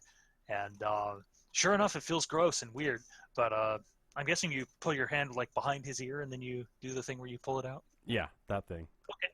You do that. And the dwarf's eyes go absolutely, they look like they're going to fall out of his head as you show him the coin. Wizard! And, wow! I'm a wizard! See? I need to eat that right now. Give that to me. Nope! And then I make it disappear. Wizard! What's the point of making a turkey coin if you can't even eat it? I don't know. How long's a piece of string? As long as it needs to be. I was thinking about 3 feet. But that's a good answer, too. He looks stunned, as if you just gave him the answer to something he's been thinking about for years. I have someone that I should show you to. Okay. He nearly picking you up. He brings you over to a random person. Here, you can pull a turkey coin out of my ear. Watch. Okay, do your thing. Okay. I'm a wizard. My name's Gerald. Watch this. And then I do it again. Who is this that I'm doing this to? Random couple. Just Okay. a random couple that seems to have look, and as you do so, the woman's eyebrow kind of arches, and the man looks. Was that it? Was that magic? Yes. Do you want to see other magic? I can do other magic. No, I'm dancing here with my wife. Please leave us be. Dancing you isn't could a pull the very coin. wizard thing. I thought that dog was a wizard, but then it started dancing. And There's a dog? yeah, there's a dog. It talks, but it dances too. So it's not a wizard. Because wizards don't dance. Do you want to see the coin thing again? I can do that again. So the dwarf continues talking with you for a short while, and the night begins to pass. So at around this time, some of the food is being cleared up around the tables, and they're being shoved together, and then the cards are brought out. Some of the servers have large decks of cards on their serving plates that they're bringing out to the tables here, and you see some nobles that are beginning to sit down, and this is when the parlor games are going to start, and the guildmaster Isk, she she calls forth. She goes, "It's time for some of my favorite parlor games, and I love me a good card game." And the tables start to form up. Would there going to be any individuals that were interested in playing a game? What Oh boy, what I game love is this? games. This is a special game that they're playing here. This is called Lion Goblin. Is this a game of skill and intelligence? No, it's the card game. Yeah, but Silly man. okay. So but it's like poker. It's not like poker. No, it has nothing to do with poker. Okay, Silly Rev. sure. I'm down. Yeah, All right. I'd like to participate. So here's the trick. So we have 3 tables here that are all forming up, and Okay. and Wenho you're perfectly fine to wander over to the tables, or you can also play for another hour and get some extra coin out of it. So whichever you prefer. I'm very much about performing as much as possible. It has no skill or intelligence. Is it Hearthstone? Fuck you. All right. Sensing that this clash of wills at the table will require a very precise melody, you continue to play and begin to drum up a little bit of suspense in your playing. I'll have you roll for another performance check in just a little bit, and by the way, those checks are just basically to see if you've earned a little extra coin on top of the amount that you get for just playing there. So. Oh, you better believe I got something. Get ready. So 3 tables are now forming. One of them seems to be sort of a for fun table. It's a funsies table. No one seems to be putting down any money. It's just for good times and for chatting. There's another table there where there are folks that are putting down bags that are filled with gems. So they're looking to bet with gems. And another person who seems to be exchanging those out for money. And then there's a third table, of which there are only a few individuals, but we're just going to call that the high roller table. They're playing for keeps tonight, and they look to be putting a lot of money down for each thing. So is there any particular table you guys would like to sit at? Is anyone looking to make coin or just want to make conversation? How much are we talking on that medium? Medium table's pretty low risk for the noble crowd here. We're talking a couple of gold pieces to play, with the prospect of winning maybe upwards of 20, 30 gold pieces. If you're looking at the high roller table, they're doing no less than hundreds of gold. Okay, I'm not there. I'll let other people choose first, and I'll think about it. Okay. Yeah, unfortunately, I don't have hundreds of pieces of gold, so as much as I would love to do the high roller. Well, you could always ask someone to possibly spot you. It's I'm a fairly open person when it comes to people asking for things. It's just you just want to be careful about it. True.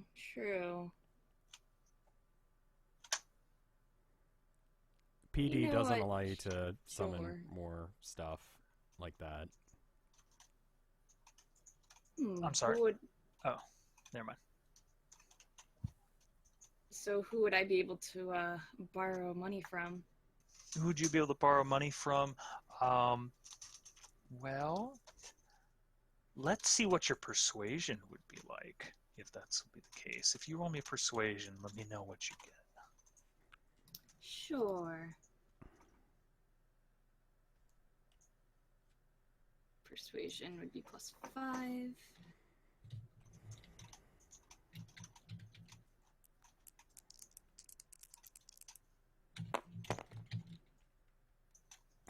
I got a critical failure. Hello, my name's name's Gerald. Oh no, that one's sitting underneath there. Ouch. Okay. That's not happening. Whew. So you You approach what looks to be a fairly wealthy nobleman who seems to be spotting someone else, a little coin, and as you make it known that you might like to borrow a little bit as well, he gives you a sneer, and just says, "Ugh, you honestly think that I would let you borrow money, being that which you are?" And derisively looks at your what sort of infernal features do you have, perchance? Small wings, horns, and tail. Oh, okay. So like the whole kit and caboodle then. Yes. All right. Yeah, the derision is definitely focused on the top of your head and the wings spread from your back, and he goes, "I dare say I would never feel comfortable giving money to one of you." And at that, he just turns away. I try to compose myself and turn away and decide to sit at one of the medium tables instead. Okay. Do you want a name for that person at some point? Let me know. Yes, please. Okay. Forgive me. Let me write something down real quick. Asshole noble. Okay. Good. Alrighty. So all the characters take a seat. Except for Wento. I'm sorry. So Brisket, you end up popping up onto a seat there, and you're actually sitting right next to your buddy Sherman. And Did he decide where he was going to sit? Yeah, where were you looking to sit, Brisket? Okay, why? I'm sorry. Say that again. I was asking what table you were looking to sit at for card games and whatnot.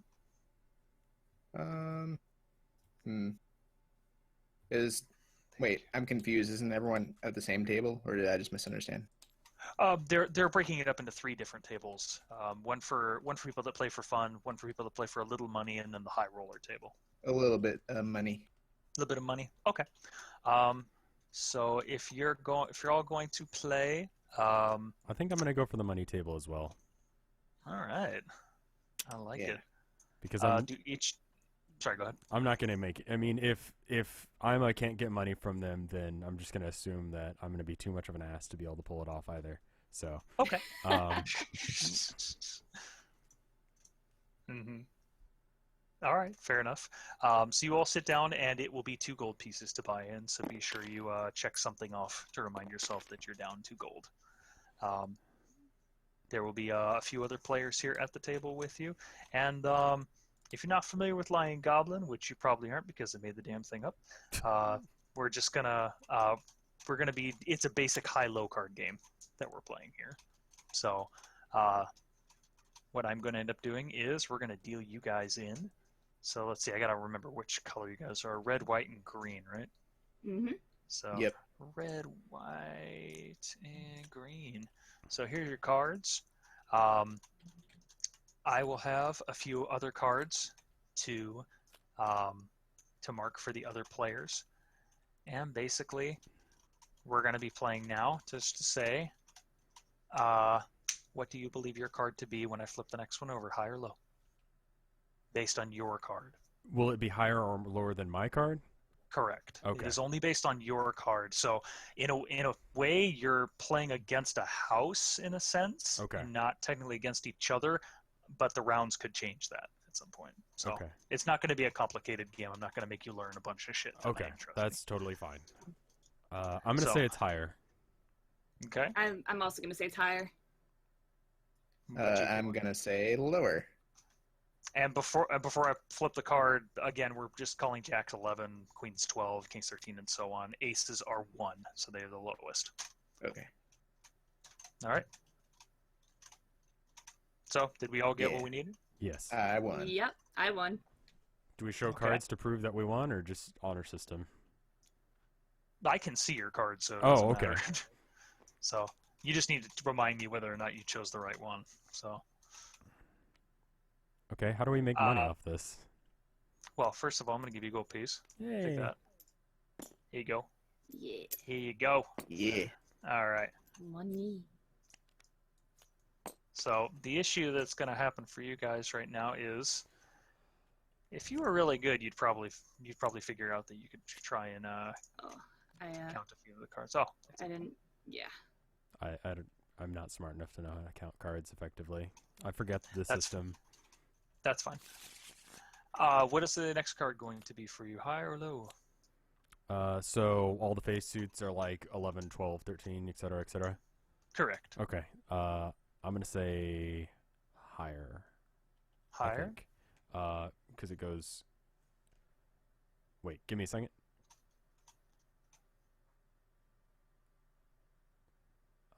So it goes up to 13. Mm-hmm. Actually, it might be better for me to say lower. Okay. Lower. How about Higher. the other two? Okay, what? I'm gonna go a little bit frisky and go lower. Cool. All right. Here you go. Mm-hmm. And here you go. Thank you. Brisket gets dealt out for that particular hand. Dang.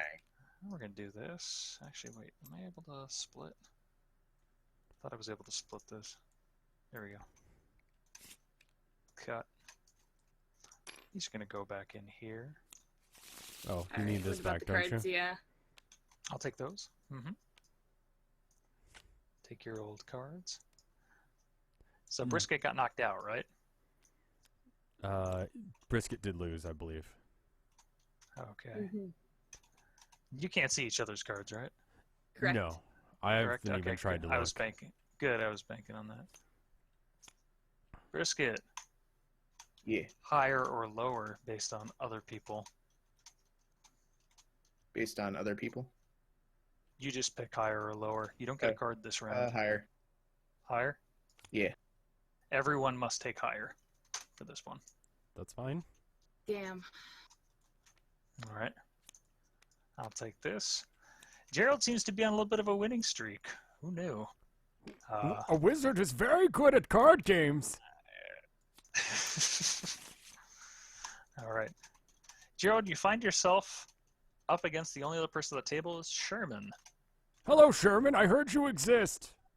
That's what it says in my notes here. Sherman exists. Yes, I do exist. How are you? My name is Gerald. I'm a wizard. I've heard. I'm Sherman. I'm of the clergy. I spend most of my days wandering around and tending to the sick and ill. That's not very interesting, but it's nice to meet you. He kind of scowls at you for that. And he goes, and he asks you, says, "Is your card higher or lower than mine?" What? You have to ask. Is it gonna be higher or lower? He doesn't know you have an ace. Is there a way, like, what? I'm sorry, I don't understand the game. Why is he asking me that? Because you're the only two available. Oh, so Basically, does he get to call what it's gonna be, or is it just like you both get to call? It's kind of just a basic high-low at this point, but Okay. he does not know that you're holding an ace, the lowest card. Right. So this is probably an easy one for you. Okay, I don't know as if it's worth lying. It'll be lower, pretty sure. Lower? Maybe. I forgot the rules, to be honest. I'm kind of just flying by the seat of my pants here. You have the lowest card on the table. It's an ace. It's a 1. Okay. Opposed to king, which is Yes. 13. All right. You sure you want to go with lower? Oh, wait. No, wait. The card is going to be higher. Rev. Other way You're the around. lowest card. Wait a minute. I forgot how to play. It's going to be higher. He throws his card. What do you have? Damn. How can one person be so lucky? It's because wizards are great. Here you go, bud. That's 5 extra on Hooray. top of that. So, for playing the card game, go ahead and take whatever money that you that I gave to you as gold for it. So I think Ima made hers back. Brisket might have lost one or something like that. Yep. But the point of it was to earn a little bit of money and also to learn a bit about some of the individuals at your table. So Okay. as you're dealing about Sherman, Sherman talks a bit about his Here are my coins. his work in the poorer district and discussing the plights that have been happening there. And he also mentions that there's a little bit of a ruckus right now, due to the fact that the Grand Master of the council has forbade the clergy from examining certain artifacts that have been brought into the city as of late. They have no idea why. It simply said that new archaeology guild that was just instated has brought in some just supposedly very fascinating artifacts, but they won't let anyone from the clergy see it. And to be honest, it quite chaps my hide. You're also at the table with Corbin, who's been spilling beer all over his. He's his the cards. dwarf? Yeah. Okay. Yeah, Corbin has been. He's hardly been able to play his hand, which, assuming since it's a high-low card game, has been sort of bullshit. Almost as bad as Gerald. Yeah, he kind of rivals you for bringing attention to the table. You get a lot of kind of cross looks from some of the other nobles as Corbin fails to rein in his volume, but he does. But during one of the hands, he leans over to you, Gerald, and he hugs you close. And he just says, "I'm so glad to meet you tonight, Gerald. You're a fine person. You are. I'm yes." a wizard, yes, thank you. I'd like to meet you too. We've met now, hello. Yes, I want to share a little something with you, Gerald. Something in these cards, nothing I come by. What? By an old dwarven saying. There are three things that a dwarf can never be parted from. And that's his family, and that's his commitment, and he kind of starts drooling on himself. What were you talking about again? I'm a wizard. My name's Gerald. Would you like to hear a story? He just giggles and starts to drink a little bit more. He seems to be on the edge at the moment. I'll be right back. Okay.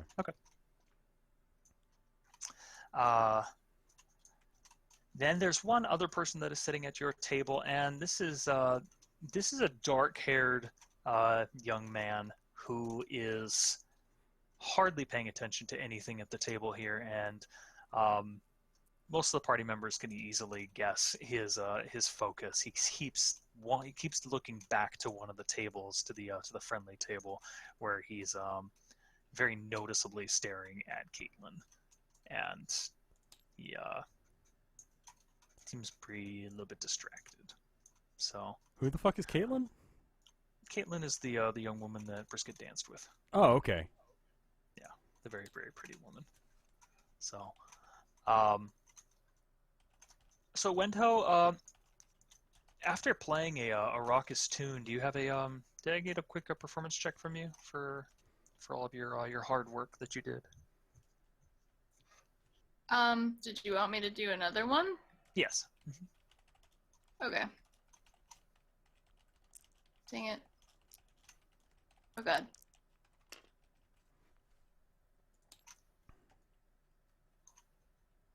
What is that? 9 plus 6. Okay. So 15. You still keep the party moving, and one of the servers comes up to you after a while, and he says, "Thank you so much for coming and for playing for us. It's really added to the atmosphere of our event here. The madam requests that she only keeps her retainer musicians on for the right now, so I would be happy to pay you, and we are no longer in need of your services for the evening. But might I suggest you have some wine with us? We have a great selection here.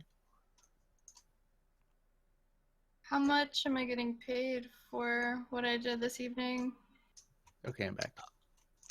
You would have been paid.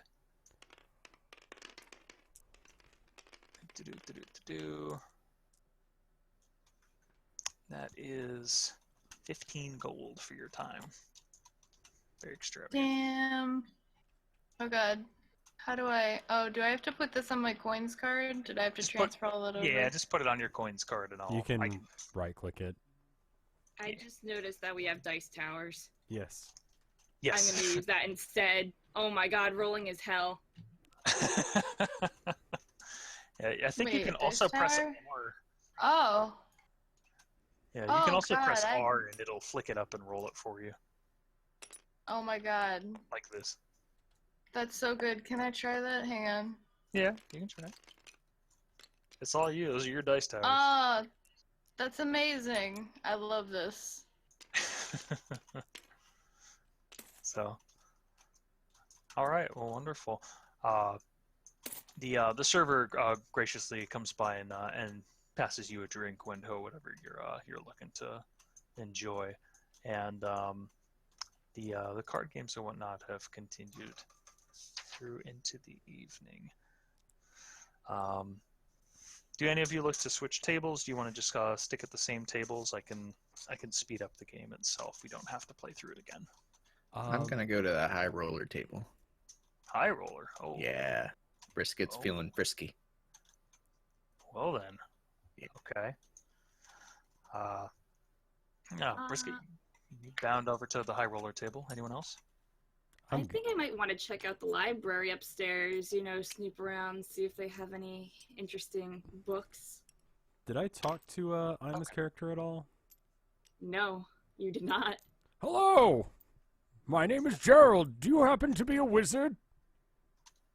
I'm not a wizard, but let's just say that I know magic pretty well. We should talk about magic. Yes, we should, but maybe in private. Sure. These things are important, and we shouldn't just let everyone know about wizard shit. Yes, it's very secret magic stuff. Secret magic. We're gonna go talk about secret magic now. You guys stay here where you can't hear us talk about magic, which is important because I'm a wizard. You're not sure whether or not. I'm actually not sure whether or not you were attempting to draw attention to you in that Nope. sense. But one of the Arcanists does perk up as he hears you say this. And if you're leaving, he will take leave of the table as well. We're going up to the library, is that it? Yes, we're gonna go up to the library. Okay. All right. You wander up the staircase to the library. Wendho, what about you? Is there anything that you would like to do? Any people I've mentioned thus far, you can of course go and talk with them or whatever else you'd like tonight. What does that guy that's staring down Caitlin look like? Oh, he a bit of a wiry build, that fellow. Youngish, early 20s, dressed in dark blues. He looks to be he looks noble born, if that's a thing. Just from the cut of his hair and also of his clothing, but yeah, he definitely seems to have eyes for her. In fact, you wonder that if the whole room doesn't notice by now how hard he seems to be staring through her. Is he staring at her because he's thirsty? For her or for blood? Are you trying to figure whether or not he wants to kill her, or I'm confused by what you're asking. It kind of seems like Does he want wanna to bang? do one of two things to her. Is it like a visceral thirst or a thirst of blood? Why don't you roll me an... Oh, God. An insight, I guess. Roll me insight to Sure. determine his motive. I That's a suppose. 3. I feel like I have a spell for this. I don't know what it is though. If you need time to look at them, I can give you some time. Oh no, that's okay. I want to use this cool dice tower. Okay. I rolled a 9 again. What? If you hover which- over it, it actually with- says it's an 8. Oh, does it? Mm-hmm. Yeah, if you hover over it, it'll Oh, say... you're right. Mhm. That's really hard to tell. Okay, I rolled an 8. So you, So what is your insight, then, if you rolled an 8? 11, I believe. Oh, 11. Okay. Hmm. You aren't entirely sure what he might be thinking, but given that it's a young man, you have your doubts that it's anything malicious. He definitely just seems to be staring her up and down. You grasp maybe it might be a bit of a pining look, if anything, but that's about all you can glean from just casual observation. That's very interesting. So, if you'd like to pursue that, let me know. Or is there anything else you'd Oh like? yeah, I want to go over there. Okay. He's swinging from the chandelier. God damn it, no. No. With all the grace of a wounded buffalo, make your way over to the table. Do I have to roll for walking at this point? Because my chip does not want to go. I don't even know if you drank any, so. I didn't. All right. You wander up to the young man who immediately takes note of you as you approach. So, yes. Hello. Hi. What you looking at? He immediately turns beet red. He says, I beg pardon.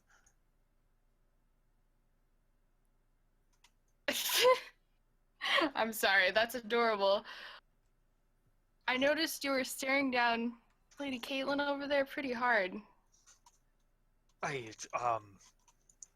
Well, he tries to clear his throat. He obviously seems flustered. He's like, I'm not sure what you're talking about. And he kind of quietly, starts taking his gold pieces from the table. And I think looks like he's everyone here knows what I'm talking about. well, if you insist, perhaps. What's it to you, anyway? What's No, I'm just curious. curious?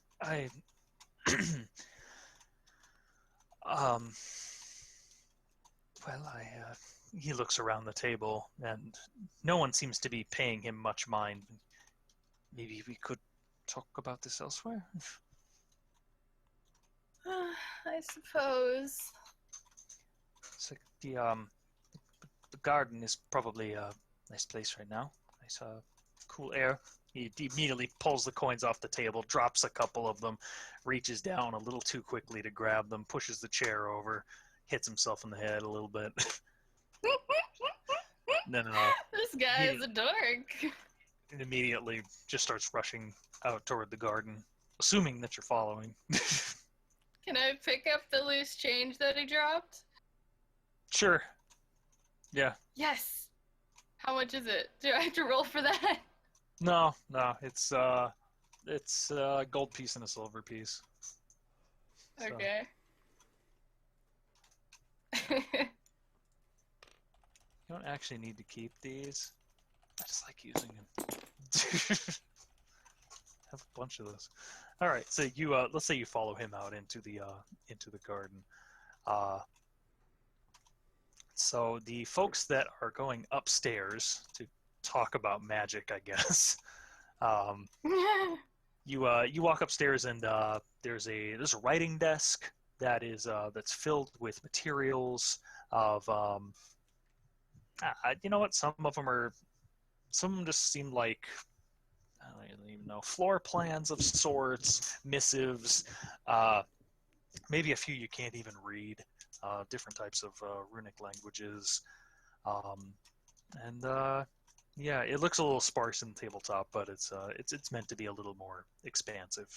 So, so in any case, Gerald and Az reach the top of the stairs, and you're here in the library. So, what did you say your name was? I'm sorry for prattling on about my story, but I just wanted you to know that I'm a wizard and stuff. Yes, I've caught that you are a wizard. Yes, and I'm old. Thank you. Yes, you look very old. Thank you. Very, very knowledgeable. Thank you. You're very welcome. My name is Azana, but you can call me Az. Okay, ass.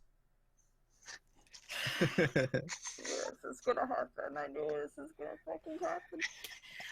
Are you a mutter. wizard? You said you were a wizard, right? I mean, some sort of wizard. Is that why you have a tail?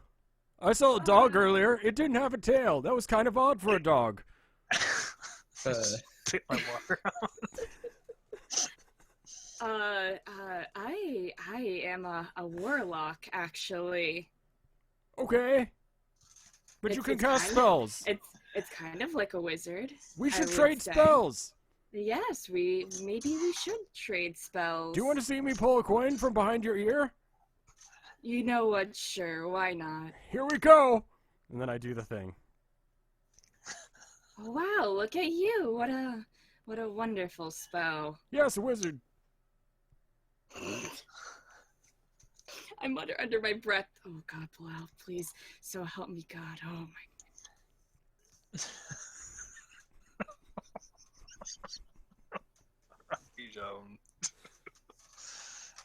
Yeah.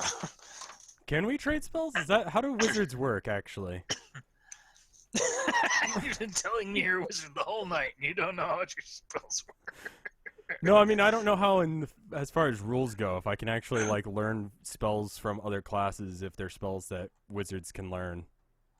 If it's on your spell list and you're exchanging spellbook materials and whatnot, then yes, wizards are able to do that. Okay. But as far as a wizard and a warlock, I'm not quite certain how that works. Okay, because the spell casting is different for a warlock. It's like it's more like a paladin or whatever. Yeah. Yeah.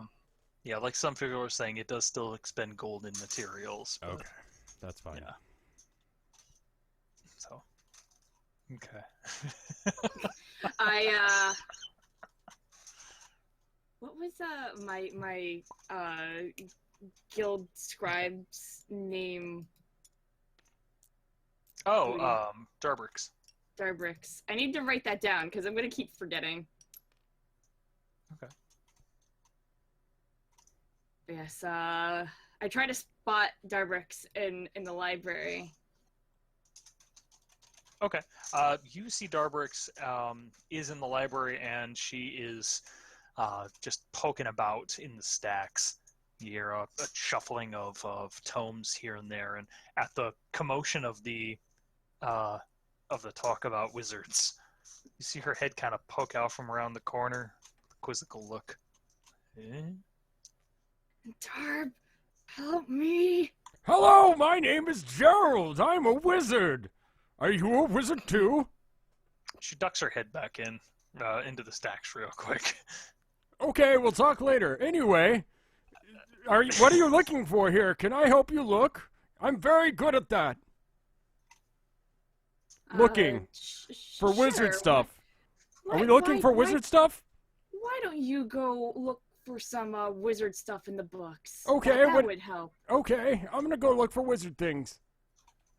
I'll let you know what I find, and then we can trade notes later. Are you looking for wizard things too? That's what I'm doing now, because that's what you told me to do, and that sounds great. Okay, bye. Gerald, out. You actually say Gerald out. Gerald, out. Gerald out. Okay. Gerald goes to the stacks and starts sifting through stuff, assuming that he's finding things that that are both notable and very good for wizards. I have sage ability, so I'm actually genuinely good at that. If there's any wizard shit here, I can find it. Okay. I actually don't even know what to say to that at the moment, so I'm gonna move on. Move on to Brisket real quick. Brisket, you stroll up to the high rollers table like you own the damn place. Yeah, here I come. So at the high rollers table, we have here just a few players. We have Griselda, the widow, who is sitting there, alongside Helene and her husband, Carl. And there is also, shoot, there was one other individual here. I'm sorry. Okay. Oh, that is Oren. There is, Oren Police. He is he's standing there and dealing cards out, and as you pop up into the chair there, he goes like, hello. I say, hey, fellas, how much do I need to buy in? He kind of looks to the others, and Madamus just nods and smiles at him. And he's like, well, it's 150 to enter. Are you you looking to play for high stakes? I sure am. I have, let me see here. I have 8 gold.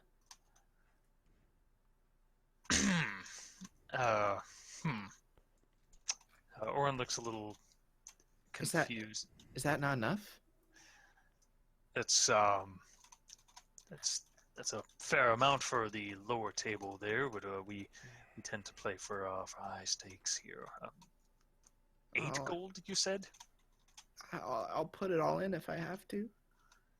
Oh, Jesus Christ. All right, persuasion. Okay, one sec. Oh, I am enjoying the hell out of this party so far. Okay, I rolled an 18 plus What? my charisma, right?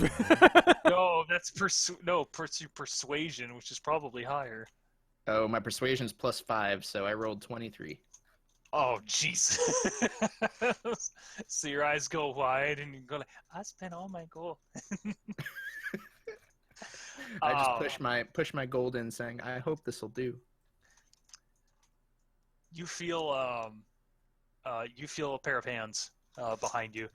She goes, yes, brother. How about we have Brisket here play? You see it's Caitlin that's standing right behind you, and he's very well. All right, 8 gold. Thank What you do so say? much. I say, wagging my tail. All right. Let's see. Okay. So you pop in your 8 gold, and you see a pile of gems and other gold that go and mix in with it. So let's see. We're gonna deal you a card real quick, and I'm gonna go. Are you gonna go higher or lower? I think I'll go lower. All right. Fair enough. I'll take that. I'll give you one of these. Here you go. Yeah. All right. Here's another for you. Oops. Don't want to deal with the wrong person. Yeah, I'll go lower again. Okay. Very good. I'll take that. Give you another piece. At this point, Oren busts himself out. He kind of grunts and then continues to deal the cards. He looks to you and he goes, higher or lower, Brisket? Let's go higher. Oof. Very good. There you are. Yeah.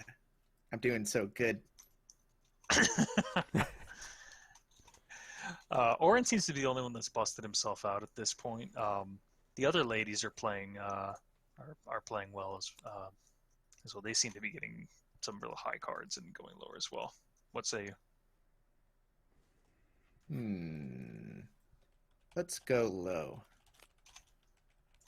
Ah, dang. Ah, got that 9. So sorry.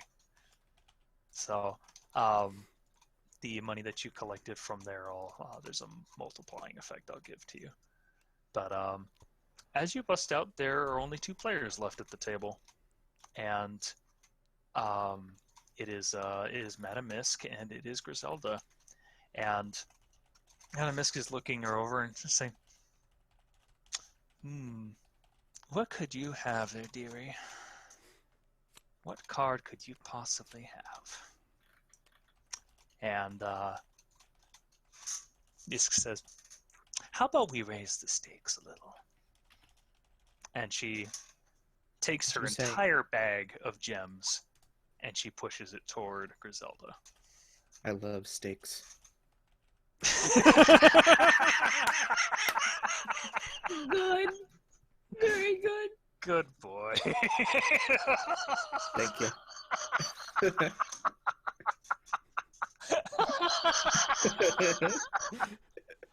Oh my god.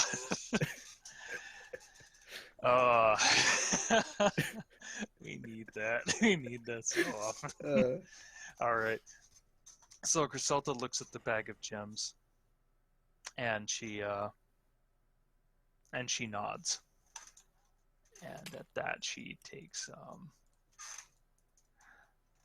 she reaches into her pocket, and she plops down a single coin. And it's the first. You get you're actually alarmed at first because as she places the token down, you hear a small gasp from Madame Misk. And she looks Griselda straight in the eyes, and Griselda just stares straight back at her. And the 2 women then show their cards.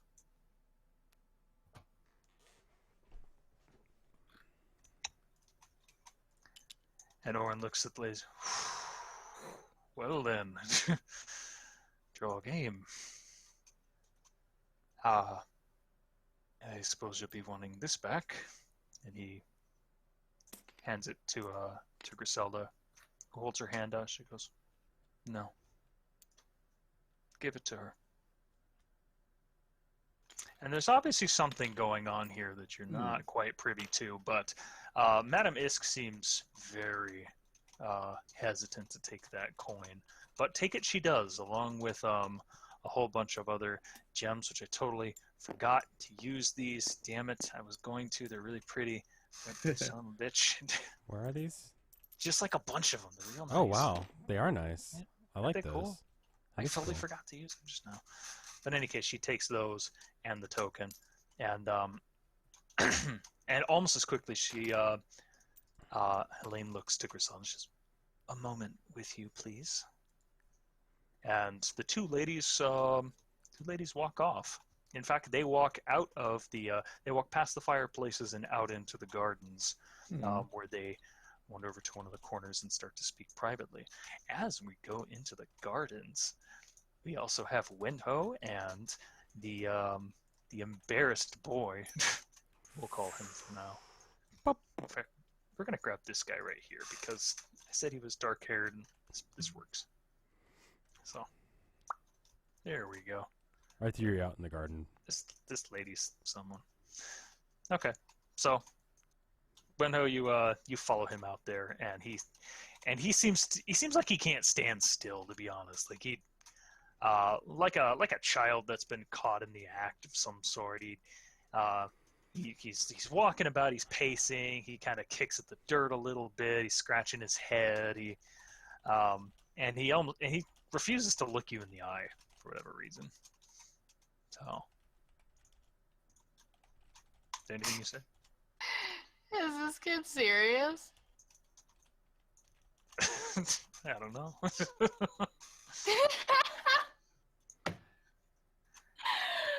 I don't don't even know what to say. Alright, kid, talk.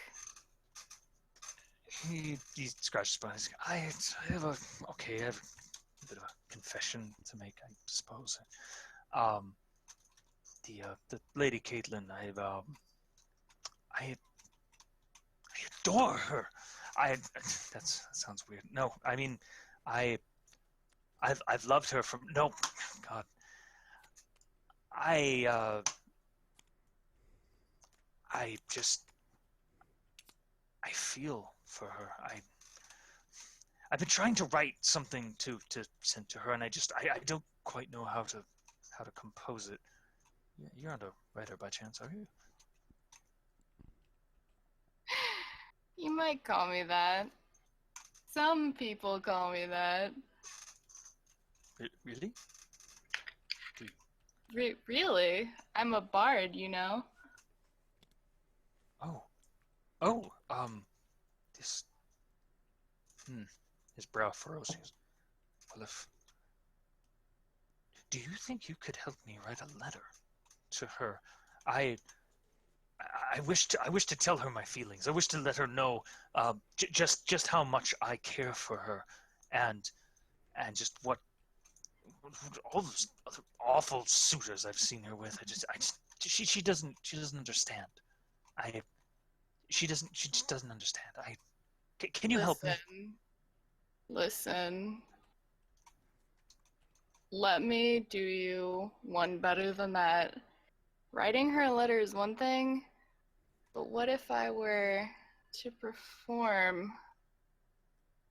your love to her, profess it in a song? She definitely wouldn't be able to ignore that, my friend. He looks stunned, and he's like, I just yes, that would be perfect. There's no way that she could ignore me then. There's no way that. Oh my goodness. What would I need to pay you to write a song for me? How I hate to put a cost on love, but I'm not above it. How much she worth to you? Why don't you roll me? I guess just persuasion. Roll me persuasion. Okay. It's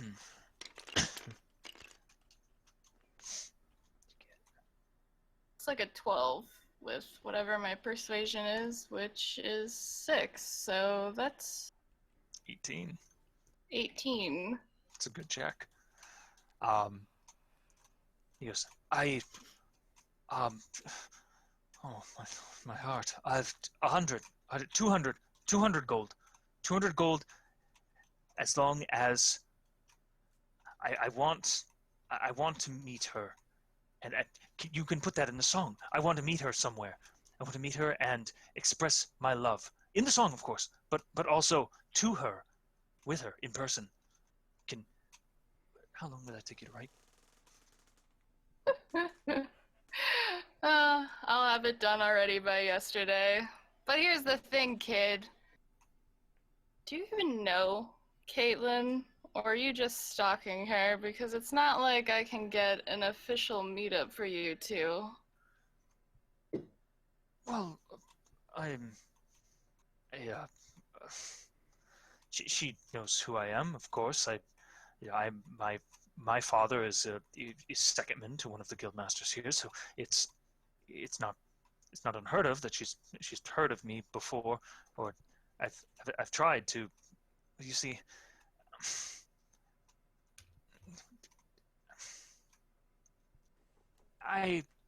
not really. I guess I'm a little embarrassed. you can tell, right? So she has no idea who you are? Well, I mean, she knows my name, of course. You know, I've said hello. I've tried to say hello several times. It's not that you're laughing at me. I'm sure she knows a lot of people's names. Look, will you help me write this or not? Yes, of course. Especially for that kind of price. Okay. I will get you half of the money tomorrow morning, and then the other half after she agrees to meet with me, because of course your song will definitely get her to notice me. Yes.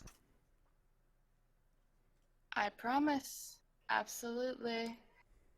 What is your name, by the way? Definitely didn't forget the man's name. Caitlin doesn't know his name. You don't know his name. It's on I my don't know note his card. name. Don't be a snub. You're just playing into his character, Scott. My name is Zachariah. Oh, that's cute. Your name? Oh man, how do you spell that though? You can Not that the spelling is important in a song, but it sort of is. I'll put it on your sheet. So you can call me Zach Okay. for short. It's okay. I used to have a crush on someone named Zach when I was younger. Okay.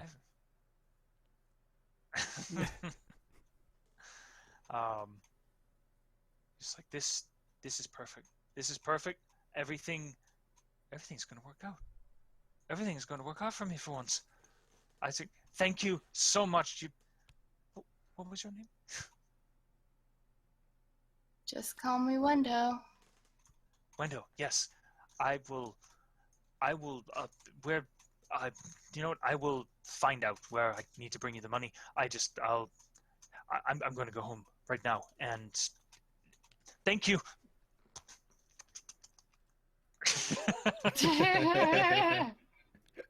Those sound effects. Here, maybe this better illustrates this guy for who he is. Fucking basket Can case. you throw him? No, don't throw. Rev. What? Rev, you treat the minis with respect. What are you doing? Sorry. Mean ass. Sorry. Don't care if he's some spoony person. Okay, he runs off. Spoony He bard. runs off. He literally leaves the party. Okay.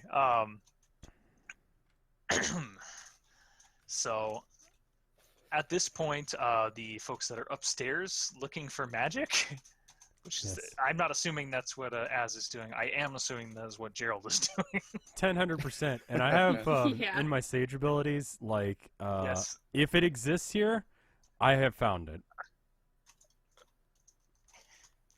You're going to have to be slightly more specific as to what exactly you're looking for, if that's the case. Anything pertaining to wizard shit. To wizard shit. Like spells or things like where wizards like to hang out or what wizards like doing or the latest fashions for wizards or magical devices, wizard stuff. I need this. What the? What? Why is it raining? What? What? What? There we go. Sorry, it was raining on my screen. That's bizarre. I thought you were talking about in real life. I was like, all right. It was something else. Okay. I need this little guy because this is one of those moments where I'm not quite certain what to do, and we're just gonna go with it. All right. That doesn't mean anything. Okay. That totally doesn't mean anything, and no one's going to die. No one is going to die right now. So you read a book that says, I prepared explosive runes this morning. Great. And you take 12d6 damage. What? Hold on. Whoa. I need to get that many d6 out. This is going to be tough. What? I just have to... Whoa. What? You know what? Is this happening? I'll just take 3d6 and roll them 4 times. It'll be fine. Alright. So take so much damage, dude. No? You look for wizard stuff, and you know what, Gerald? You do find something. Hooray! You find a serialization of a wizard character. Oh, It's a novel. sweet. It's a novel, and it's about a famous and handsome wizard named Jeb And Realm. Jeb the Wizard, it's really a romance. Great. And it's not written very well. Doesn't matter, Yeah. wizards. Okay, so you find this, and you're holding the only thing that you could find in the library there that pertains to wizardry. Okay. So I'm gonna go run up to Az and be like, "Hello, I found some wizard stuff. Look at it. It's about a wizard named Jeb. My name is Gerald, though. I can see how you would get confused, but I'm Gerald, not Jeb. They both start with the same letter. It's different, though." Yes, that's nice. You know, maybe you should go sit in that chair. You see that chair over there? Yes. Yeah. Man. Okay, so this is very important. So Okay. you need to read this book for me. Of course. I was going to All right. anyway. I just wanted to show you it. Do you want to read it first? No, that's okay. Too bad. I'm going to read it right now. Goodbye. Okay, bye. Oh my god. Oh my god. Sayonara, Niggy. as Gerald is moving away, Darbrix comes up to you as she goes, "Who the hell is that?" I don't know. Gerald. It's right here. Yes. Okay, you owe me though. Listen, I'll do anything to get away from this fella. All right, just give me a second, and she walks downstairs. Gerald, you open up the first few pages, and you realize that you're reading a romance novel about Jeb the Wizard and his Staff of Power, and it's not the best written thing in the world, and also really not the most tasteful. Page 4 is already getting a little weird. That's fine. So, I'm hoping you're not reading this aloud because it is. Once upon a time, there was a wizard whose name was Jeb. He had a huge cock. Yo. Okay. Whoa. That's a bit much. What? I know It his is a chicken. bit I know his much. chicken familiar is mentioned several times in the book, but please let's be careful about that. Okay. All right. In any case, you begin doing so, and the night continues to stretch on. Sorry, I'm double checking something real quick. Let's see. Oh yes. Okay. So as you're standing up there in the library, impatiently awaiting Darbrix's return, hopefully your immediate removal from Gerald's vicinity, you see 3 robed figures stride up the staircase. You recognize them as members of the Arcanist Guild. And they appear to be moving straight for Gerald. One of them looks to you and just sort of nods. You do anything? I watched them. Okay. With intent. Alrighty. Gerald, the 3 figures approach you and sort of corner you there in the little room. And they fold their arms and they say, "You know what? Enough is enough. Hello. Gerald, I've seen your tricks downstairs. Yes. And to be honest, I don't know if you're a wizard or not." Well, that's just rude. I'm definitely a wizard. You see my robe, and I did spells. Who does spells but wizards? Also, I found out that wizards have huge cocks. Excuse me? I was just reading this story about a chicken. I'd like to test your magical aptitude if you would allow me. Sure, that Would sounds you great. allow me? All right then. Gerald, I'd like for you to conjure up the strongest illusion that you could possibly form. Is that too much to ask, O mighty wizard? Nope. What do you want it to be? I can totally do the coin thing again. No. I'd prefer something more specific. Okay. I would like you to conjure me up a colorful parrot with multicolored wings. Sure. And one that can talk to me. Okay. Can you do that for me, Gerald? Let me check and see if I actually can do that. So minor illusion is talk or image, right? Here's the card. I think it's one or the other. Yeah, I'm looking at it. You create a sound or an image of an object. If you create yes, it looks to be one or the other. Can I cast 2 spells at the same time? Like, could I do PD and minor illusion and combine them into that? You can. You're going to need to. You can try to do that. Yes. Is that the only way I could possibly meet that request? That you could feasibly do so? That's looking like the best way for you to do it. Yes, a minor illusion plus a prestidigitation for it. It will mean that if you're using the illusion for the sound, that it will probably not look very good. But you could try. Sure. If I use the PD, I can make sounds, right? Oh, does it say to make sounds as well? One of the following sensory effects, faint musical notes. So it's not very loud. So basically, I can either have a shitty-looking parrot or one that's very quiet. Okay. And he said it wanted to talk. So being like, bark. That's not really gonna cut it, is it? I mean, you could try. I mean, he wants some like real powerful magic shit, right? And I can't cast 2 minor illusions at the same time, right? No. Because it's like once you start doing one, you fail the other one. Yeah. It ends if you dismiss it as an action or cast a spell again. Okay. So I guess I'll make the parrot look like shit, but be able to talk. Oh, someone did mention that you could possibly just cast it twice. No, because if you look at the end of the second paragraph, it says the illusion also ends if you dismiss it as an action or cast a spell again. So it's one or the other. Well, there's no technical wrong answer here for me, so I want to be able to do exactly what he's saying, and I don't think I can do that with minor illusion. It's going to be one or the other in that case. Okay, so minor illusion, the voice, and prestidigitation, the shitty parrot. Okay. So I'm assuming you do the prestidigitation first? Whichever order actually does that, yeah. Okay. So you begin casting your spell. And let's see, I'm curious. Let's see, minor illusion. Successful intelligence investigation. What is your spell save DC? I think that's on page 3.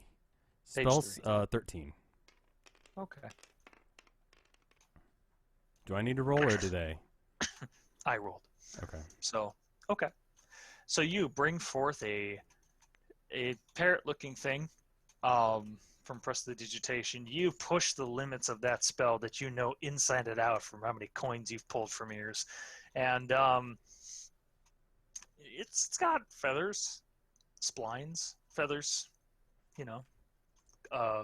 colors, sure, some colors, at least a few colors. It looks like a bird if you just squint kind of hard, but it's really the second portion that makes it happen. What do you make with that illusion spell? What's the sound like? Fuck, I don't know what birds sound like. Do they want like a talking bird? Like they didn't really specify a lot of shit here. It's a parrot. I don't think it really needs to be super complicated. Okay, so yeah, is fine. Yeah. Okay. Like all the cool sounds that parrots make. Chirp, chirp, beep. Yeah, all of those sounds, Merp, merp. All right. He wanted to say newt, and you know it. Newt. Conjure forth a parrot-looking thing. You have it say newt, newt. Sure. Newt, newt. So the wizard looks at you and goes, Are you daft? Do you know what a parrot looks like? Nope. Do you know what it sounds like? Nope. What's a parrot? The other one steps forward. He goes, I know how to solve this. And he pulls forth a coin from his robe. He goes, this He sets it on the ground and he says, I want you to focus. And I want you to make that thing levitate in the air. Okay. I can do pretty much the same trick, actually. Can I move things with PD? I think so, right? No, that would be Mage Hand, which I decided not to get. Okay, same trick, except for this time, can I use PD to make, like, the carpet kind of appear over it, and then use Minor Illusion to make a coin appear that floats? Okay. Yeah, I guess you can give that a try. So that's what I'm going to do then. Again, All right. it's 13. We're going to say the spell efficacy is indicative of this. Well then, interesting. So the carpet kind of ruffles a little bit. And Gerald, you're not sure because you didn't mean to do it, but a little bit of lightning just seems to kind of arc out from your hand. And as that happens, the coin seems to float in the air. One of the wizards kind of blinks. He goes, He puts a second coin on the ground. He says, now do it to that one too. Fuck off. Okay. And then I guess we'll just do the same trick? Like, Try, that's the only way I can manage that, really. This is fine. What I actually have in mind for you is I want you to take a d20, and I want you to make an intelligence check for me. Okay. Gonna roll it, and then I'll check and see what my thing is. It is a 6. Great. And my int, what would this be under? Just int generally? Just is general. +3, so 9. So that's not great. Okay. You try you try hard. You feel the power welling within you, and as you keep one coin in the air, you do your best to nudge the other one into the air as well. But it just seems to kind of flip around there a little bit. You manage to turn it over onto its other side, but feeling the expense of your energy, you let the other coin drop to the ground, and one of them looks satisfied and he goes, can't even levitate 2 coins in the air. Some wizard. Yes, I am a wizard. Thank you so much.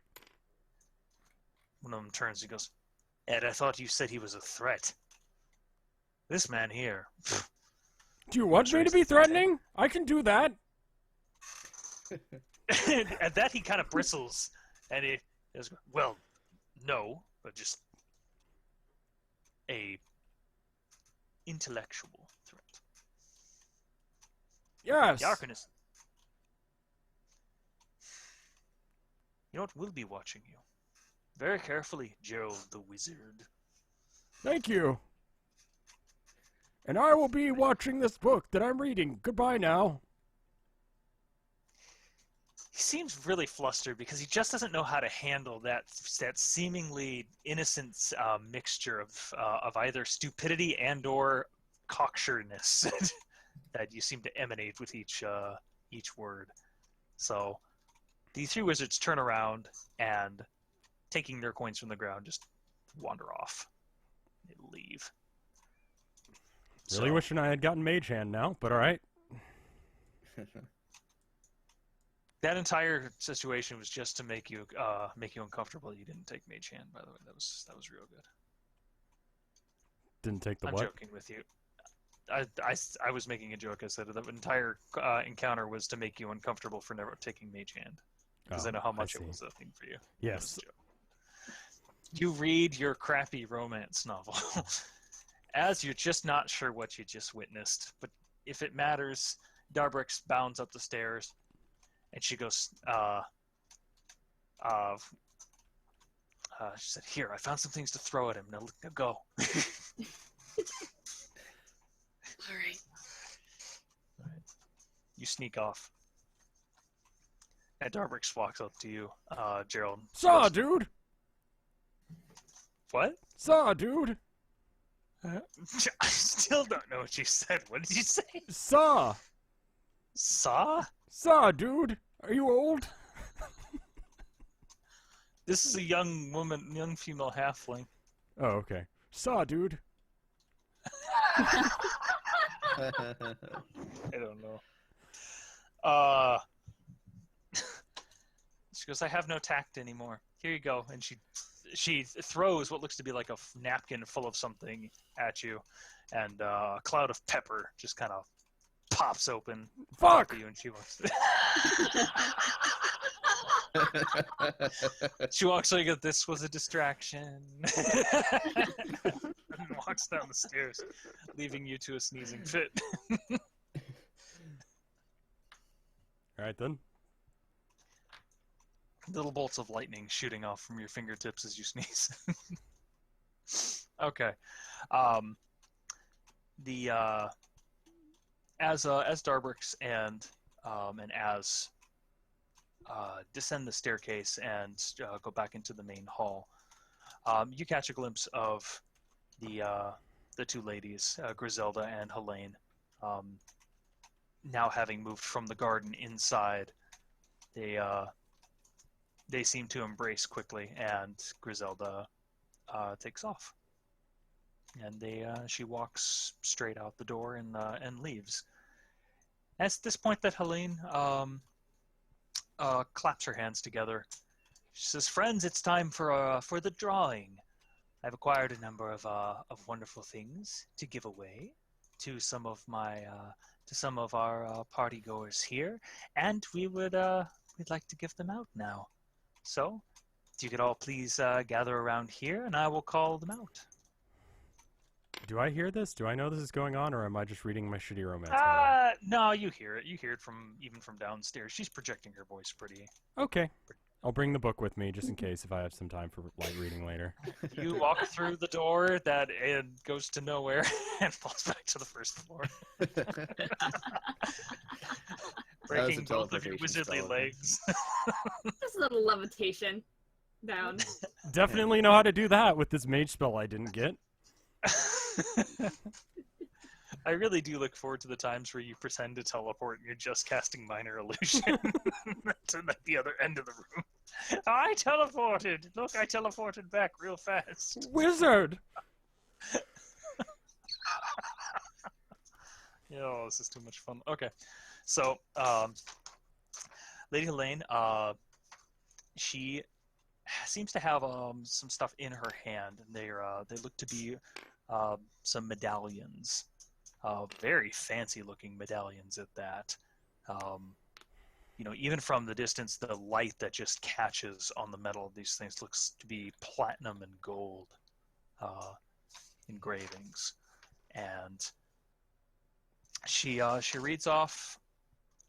She reads off from her guest list, which hits the floor from its length, and she says, "And these are the individuals that shall win the door prizes here for tonight. First, we have Azana. Where is Azana?" I'm right here. I'm very, very lucky. Thank you. She walks up and she smiles and hands you an amulet. It's a fairly large-sized amulet. I mean, it's the actual dangling bit is probably about the size of your fist. So, if anything, it's probably worth a decent amount of coin if you were to try to sell it. But it does bear the anvil of the smithing guild on it. It says, and next will be. Oops, where'd my die go? There it is.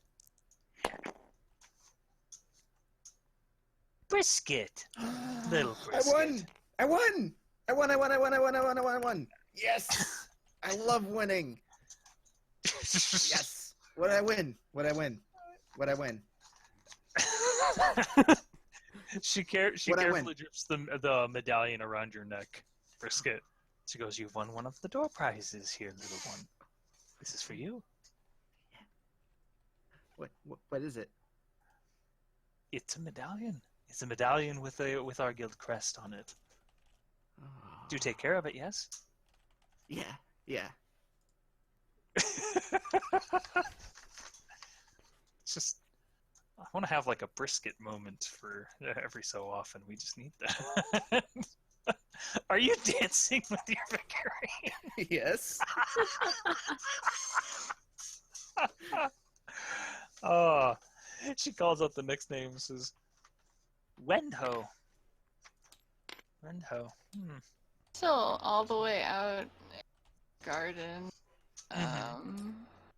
Am I even aware of what's going on in there? Yeah, you Am I do. headed back in by now? Oh, god damn it. Your teleporting ways helped you out with that. She says, "Oh yes, you were one of the help tonight. Thank you so much for that. Yes, this is for you." The help. She does say the help. The help. She's paying you though. Thanks. Noble. And we of course would be remiss without Gerald the Wizard. Gerald the Wizard, that's me.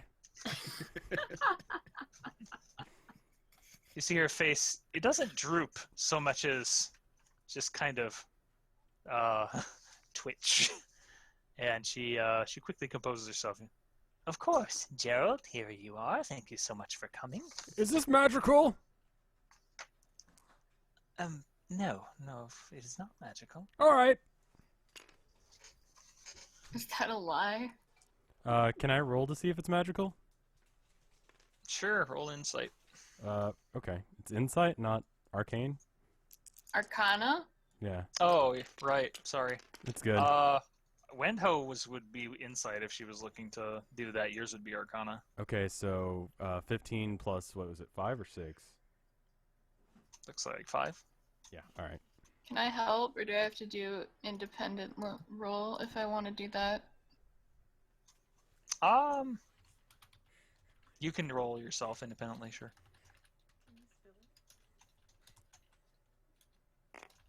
What the? My Tilda God. just got home and she wanted to know if I could spell that. Well, I rolled an 18, so I'm pretty sure I'm about to find out. Okay. So, Wendho, you know when someone's lying to your face, and she is obviously doing that right now.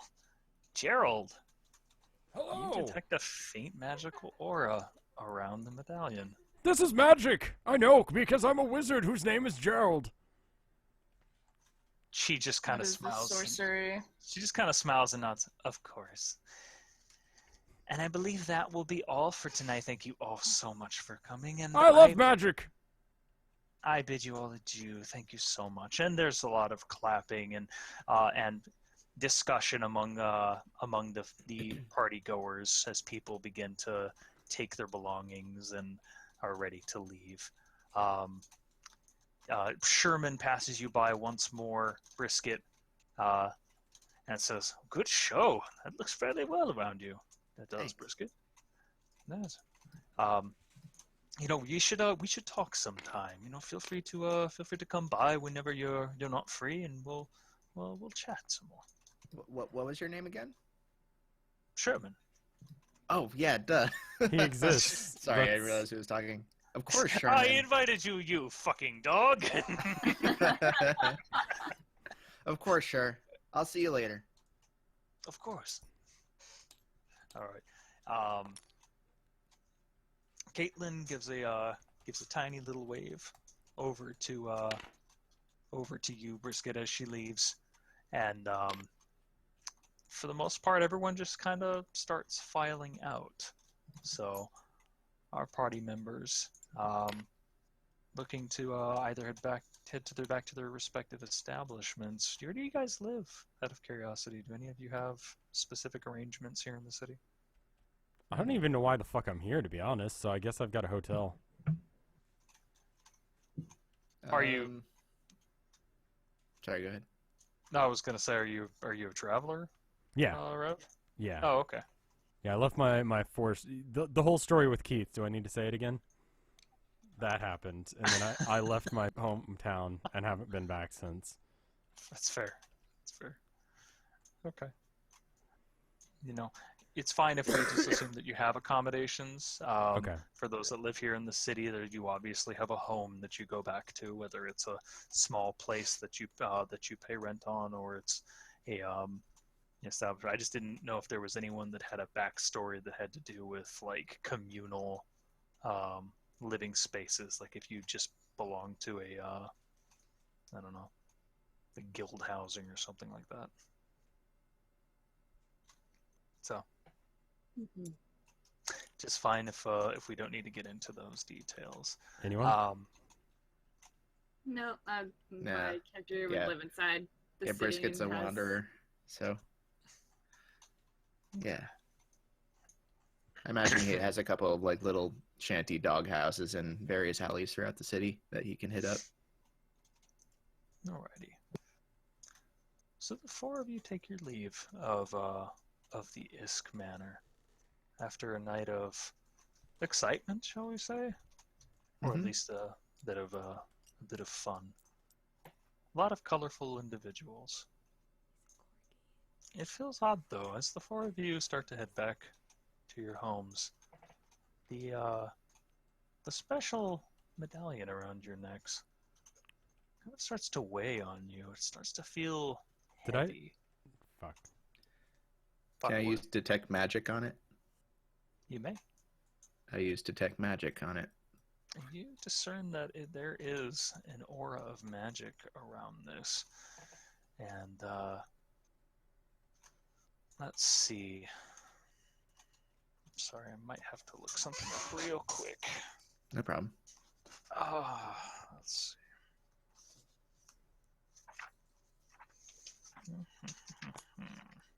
Whoops. How did I do that? I don't want to look at that, Rev. Don't do that again. I don't know what I Don't. just did. Don't do that again. Stop the thing. Don't. Sorry. Makes me. Does that make you jump over there to look at it? No. Oh, No, it doesn't. You're driving me nuts. Stop it. okay. Sorry. I know. I'm kidding with you. Okay. I'm kidding. Does this mean that D&D is over? Yes, we're all dead. No.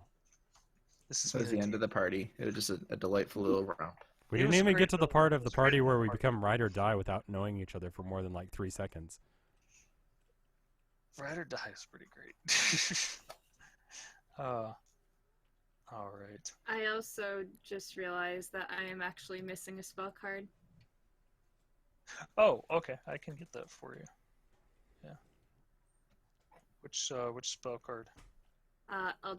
Eldritch Blast. That's a good one. Oh shoot! I Yes. didn't put that one in there. Wow. You kind of need that one. Apparently not. Yeah, that's Yeah, it like my sounds bread very and butter. important. That is It- bread and butter. It's like- Here. Yeah. The cantrip of warlocks, right? Sorry, I'm so used Yeah. to saying wizard at this point. Yeah.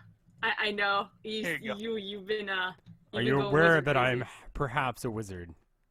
Yeah, nah, I didn't catch that at all. Okay. Just Can you thought I'd- can you repeat that to me? Thank Hello, I'm a wizard. you. Okay, I think I found it. Yes, thank you. It glows with a detect magic spell. It seems to glow a bit to you, Brisket, and you discern that it has some illusion magic on it. How curious. What does it smell like? It smells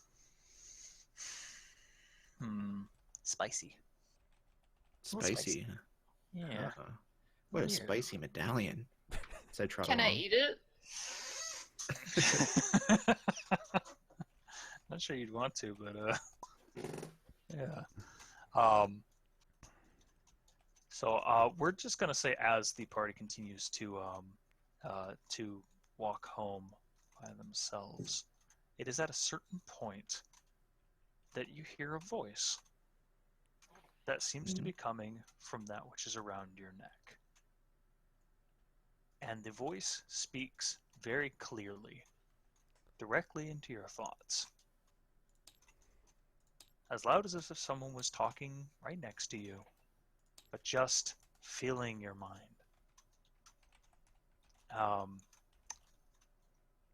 And the voice says something of this.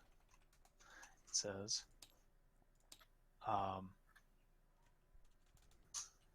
my name is Griselda. We need to talk tonight. Please meet me at the old docks at midnight.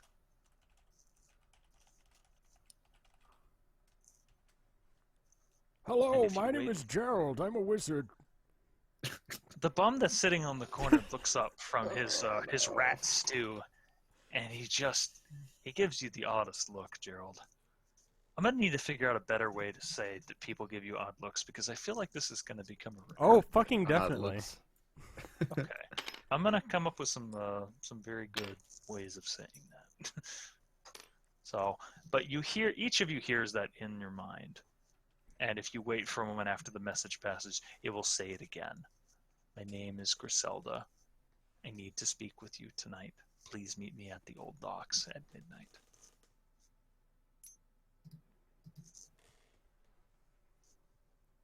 And you I might feel look compelled to do this. Sure.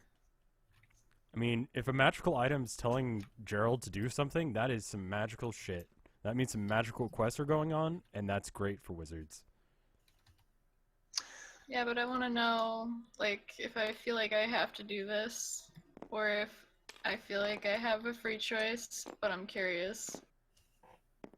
We'll say that you feel a small compulsion, not unlike that which you understand from your own magic.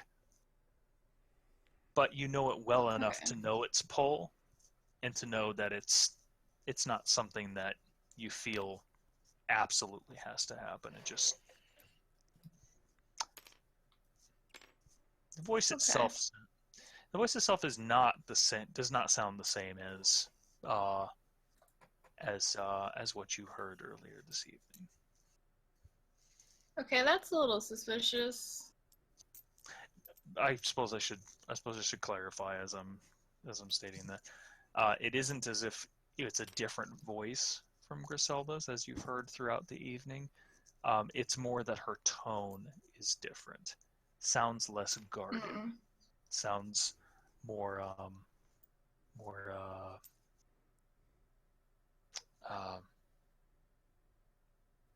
legit. Sorry, my words are kind of failing me at the moment. It's okay, it's late. So, my question is, do the party members go down to the docks? Yep. Hell yeah. I do. Yeah. Brisket just kind of hears the voice, shrugs, and goes, okay, and just kind of starts trotting off towards the dock. Although, well, hang on. I guess he first goes to get his stash of equipment first, just in case, and then trots off toward the dock. You find your tiny stick with bundle attached to it, with your corgi-shaped armor, and your corgi-shaped weaponry. Yeah. The weapons are shaped like corgis. No.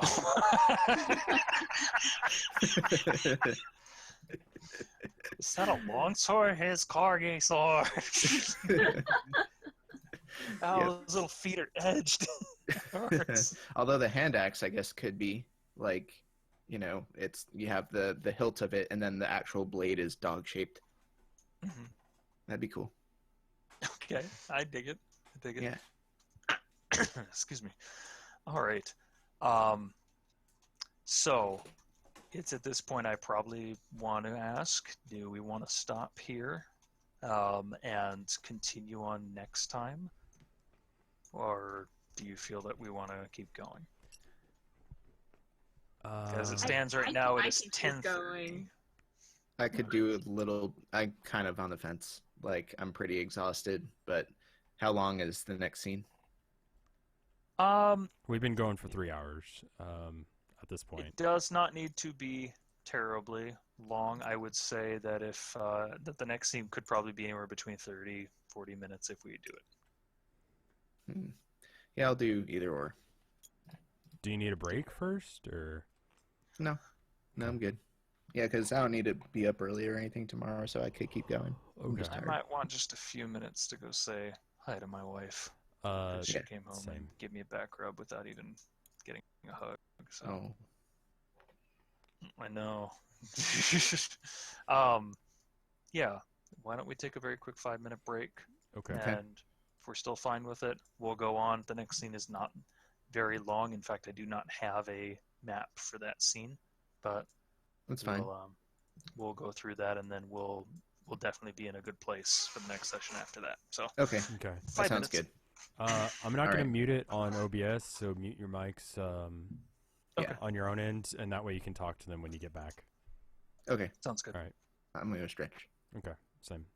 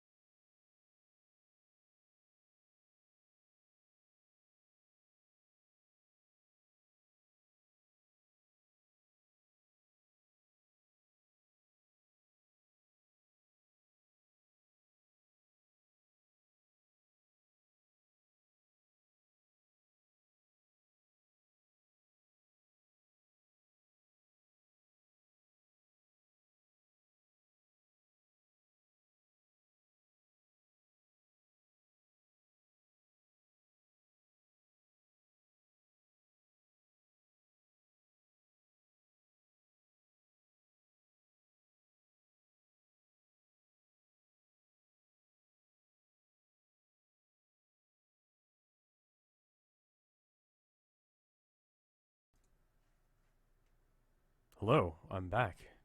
It doesn't look like anyone else aside from Jin is. I guess I could. I am, but I Okay. just mute my mic anyway. Oh, okay. Well, Ima is here as well. I could take this time to kind of look at the art since we're waiting. Make sure you tag it as D&D as well, so that way it's easier to find because some of you may tag just KY or just me or whatever. And I usually just check my tab. I'm gonna check the most recent art and just look for anything that looks vaguely related to what we're doing here. There's a lot of good art here, actually. a lot of love for brisket, I gotta say. Let me bring this over to another window. Fucking corgi. Looks like a lot of art from Mythy. If you did art and you're not Mythy, actually, I think it's all from Mythy. No, there's one from Digi 300. And let me know if you don't see your art in this list. Okay, wait. Someone else did some art on Twitter, so I need to show that as well. Let's see. Okay, it's just the one. Okay, that's fine. Let me bring that up for you guys so you can actually see what I'm talking about. All right, art. Properties. Select region. We'll show the one from Panda here. And all the ones that Mythy did. Let's see. Twitter. Select region. There we go. if any of you guys got tweeted art as well. So this is from Lauren Drull's art. And it says, oh, wait, you can't see it. This is from Lauren Drull's art, and it says, I'm very happy someone made Gerald of Reviala. Is this a reference? I don't know what this means. But anyway, here's Gerald. He's got... yeah, basically what I was thinking. It says, what's a parrot? What's a parrot? Then we've got these from Mithy, where we've got Brisket, a very good boy. It's a Witcher reference. Okay, I didn't ever play The Witcher or read the books. Apparently, they're books as well. Then we got this other one from this is from Digitech, DIGIC 300. I'm good at this game, says Brisket, and he is. He's a very good boy. We've got this one from Mithy that has Brisket as sort of a Snoopy-like drilling. It's pretty good. Then we've got another one from Mithy. It says, "Hi, I'm Gerald. I'm a wizard. I can do many wizard things because I'm a wizard. Do you want to see the blah, blah, blah?" I do need to play the wizard, or the Witcher. I'm just going to go with Digi. I don't know how to pronounce that. Sorry. Then we've got this one from Mithy as well, with Ima saying, "Yeah, that's great." And I said, "See here, I'm magic." Yeah, it is great. Yeah, I'm magic. Do you like magic? Oh, I love magic. That's great, because I'm a wizard. We'll get around. We'll get along fine. I'm sure we will. We've got another one from Mithy that says, "How about we raise the stakes?" To which Brisket says, "I love steaks." And then this one from Mithy as well, where Gerald is reading his book about Jeb the Wizard. Oh my God, is there art? Yeah, I went through the art. Oh, I gotta see this art. Most of it is Brisket, I gotta say. There's one picture that was on Twitter that you were sent as well, of Gerald not knowing what a parrot is. Oh, sick. Let's see if there's anything else. I don't think I missed anything. If I didn't miss your art, let me know. But this is all the art that I see. A lot of it looks like it's Vinny-related stuff. Mithy was very busy today. Mithy is also very good at art. What's a parrot? What's a parrot? Oh my God. Oh, Mithy, yay. Oh, jeez. This reminds me of all the Terra Enigma stuff that you drew at one time. Oh God, the gem. Which one? Oh, I'm dying. Fucking Oh, the cock. Yes. It's pretty good. Yeah, that's great. See, I'm magic. This is fantastic. Oh my goodness. Okay, I'm back. There's a lot of good Brisket art, KY. Oh yeah? Yeah, Oh, there's a boy. lot of good. Mithy has just been on a tear tonight. Oh, I'm excited. I'm gonna look it up. This is so cool. See what we got. It says Snoopy. Ah! Yeah, the Snoopy one. I saw that The earlier. Snoopy one's pretty fucking good. That might be my favorite because it's kind of how I imagine Brisket dancing when he's just having fun. I love Digix. I'm good at this game. Yeah, I love that one too. That one's really cute. I'm good at this game. Oh, I never did tell you what your thing. How many coins did I give you for the high stakes game? I had gotten 5 total. Okay, then you're gonna get 25 gold. What? Wait, no, I'm sorry, 4 total. So 20 gold. 20 gold. What? Still a That's lot. exciting. Yeah. Yeah, alrighty. Quite a bit. 20 gold. Yeah. Can we just thank Hootie for putting all the hard work into this? Because this shit doesn't, Thank you like, so much, Hootie. this board does not appear this way. He has to do it individually, and if you notice, like, here, if I press Alt on, say, like, this carpet here, you'll notice that it's, like, 4 tiles wide, so, like, all of it, tile by tile, was done by Hootie. Yeah, this was all handmade. I didn't take anything except for the resources. Like the only thing that's static that I put here is the house next door. Yeah, it's crazy good. Very Thank you well, so much, Hootie. like, very detailed. So, thank you, Hootie. No Yeah. worries. I like that you made Brisket's house look so nice. That was a nice little house for Brisket, isn't it? Yeah, it's his doghouse.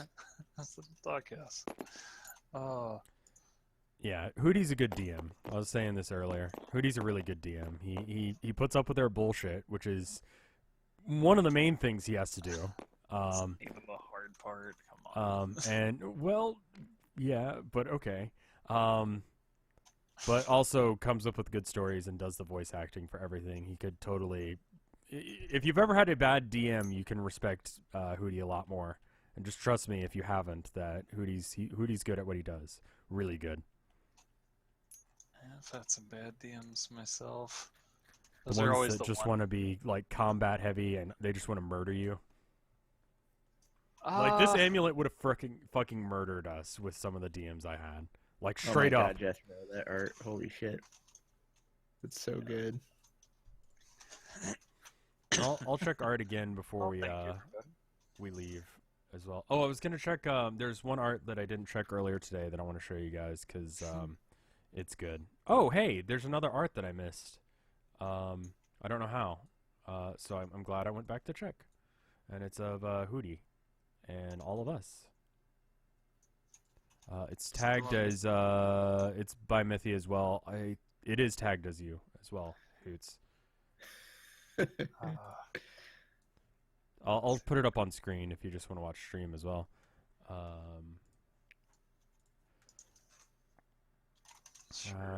Let me get back to it. Properties. Pull up your stream real quick. Cool. Just pulling it up now. There's a decent amount of delay I noticed, so you'll see it in a few minutes. But it's really good. It's by Mithy as well. All of our little tokens and Hootie holding a scroll that says Vinesauce D&D 2017. Oh yeah, it's lit, boys. Oh yes, yes. I missed this one earlier. It's very good. And then he was still working on it when I was streaming my summer car earlier, and I had to end stream because I needed to eat. But there's this one by Burnt as well. I saw it on Tumblr prior, and it's really well done. Pixel art is a bitch. It seems like it's just easy, but the less you have to work with, the harder it is. So it's not related to this stream specifically, but it's great. That does make for a great intro card. You're right. That is nice. Yeah. I don't know if it's all right, but I'd like to use some of the art that people are doing for the thumbnails for videos, but I don't have permission to do that. So if you do want to give me permission, just send me an email or something that I can have like a copy of, and let me know. But this is very good. It's very well done. All right. Sorry, is that me? No, you're fine. I can do it too.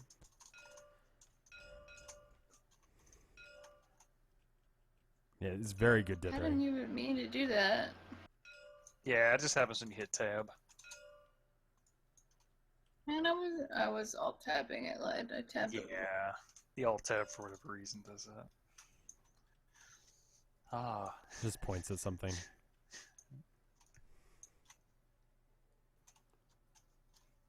good stuff.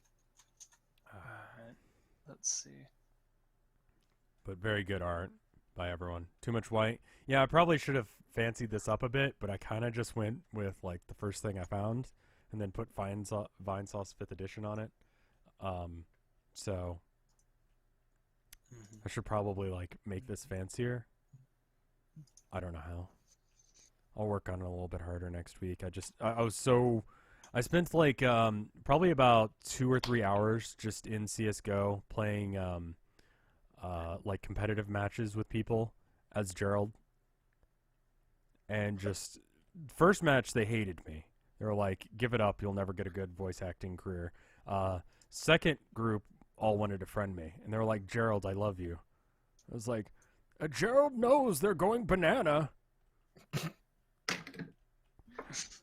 What? Banana is a spot in Inferno. It's a map. It lets you know that that's where the bomb is. You can go shoot them. Bomb is down Inferno. Watch out. They've got an op at, what is it called? Headshot. So watch out for that. That's bad.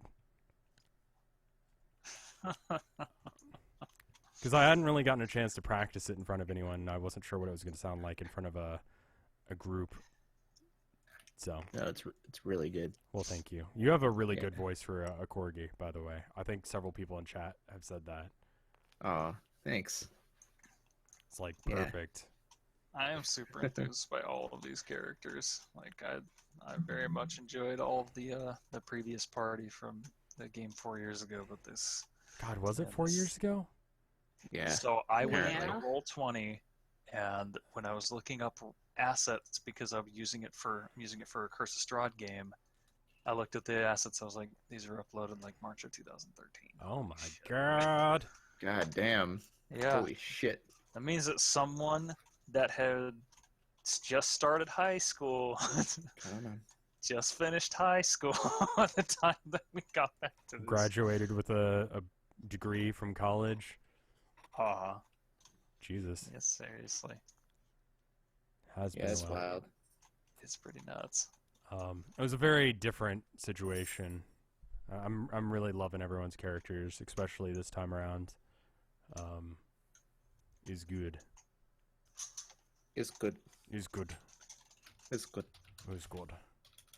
God, someone who was born the year that we last streamed could actually comprehend what was happening in this stream. Like, would be old enough to be able to watch this and then be taken away from it because Gerald is looking at naughty porn. Massive cocks. Good. Good. Yeah, the attack of the massive chickens. Chickens. Oh. Yes. Oh. Yeah.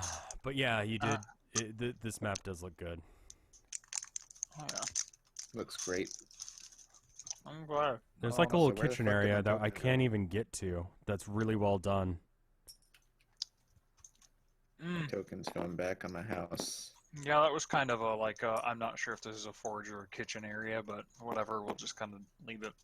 I mean, I no also one went did- in there, so I guess it's fine. Well, It's one just of really the- nice. one of the difficult things I found is that the moment you put a floor above, I notice a lot of people that build these will either build the floor off to the side or they'll like stagger them because you just can't get in there without going into first-person camera, and Yeah. it just becomes too difficult to move around. So How do you go into first-person camera? press P.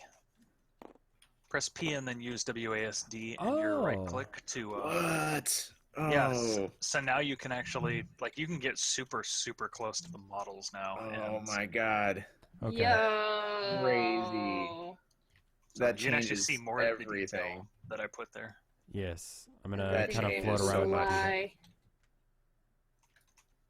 That's wild. Okay. I love the person who imported all the WoW models, by the way. Like, that's wonderful. Mhm. That helps a lot. Oh yeah. Yeah, the WoW models were a godsend because I needed Just needed people. bodies. Yeah, just bodies, and it was like, oh, this is perfect. I had all sorts of Oh bodies. god, I'm glitching through it. This is nuts. I went with this modeled for Gerald because there's another one that like he's not holding a sword, but it's so jank looking. It's so jank. Do you still have that?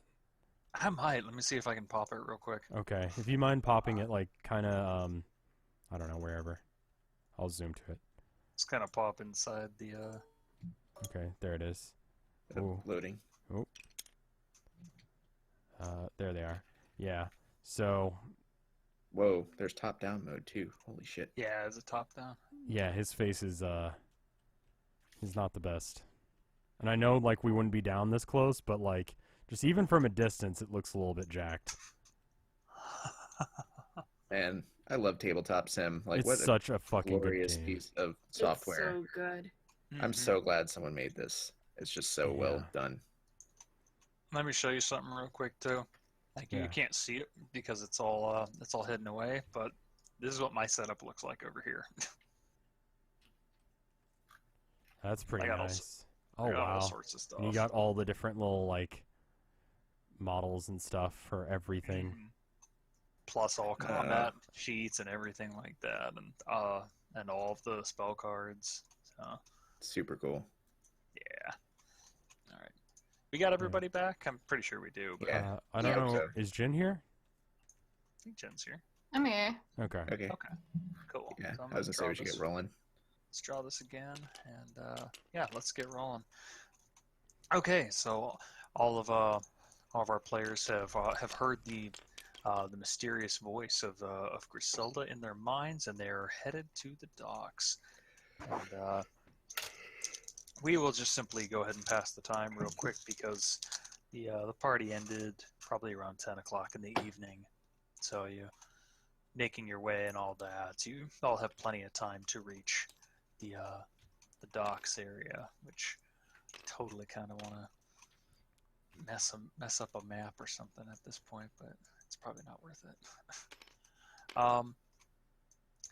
So the four of you head down to what they call the Old Docks. The Old Docks is simply the shipping yard for vessels that come in by sea, and they call it the Old Docks because they actually have a new docks for airships that come in here. Hence Twinport.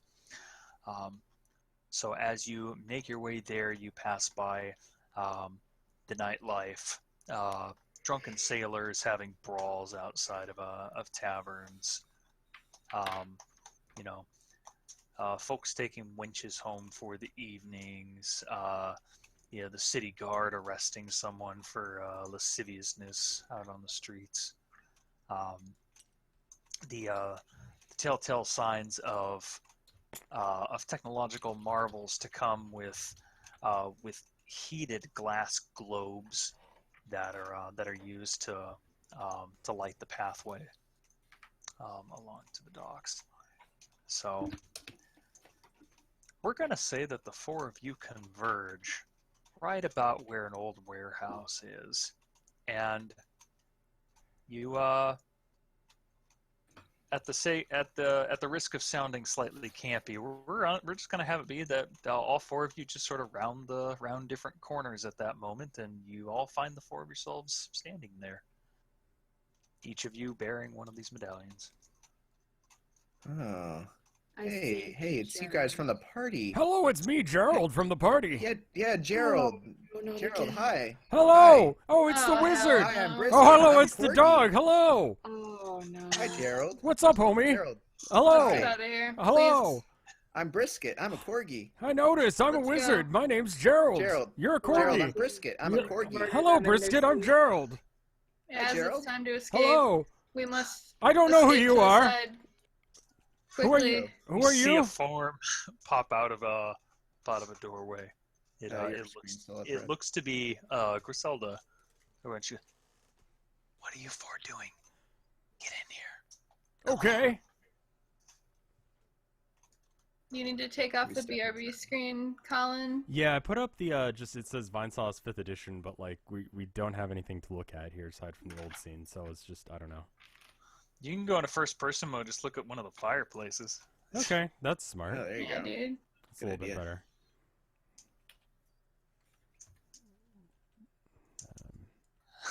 Great idea. There you go.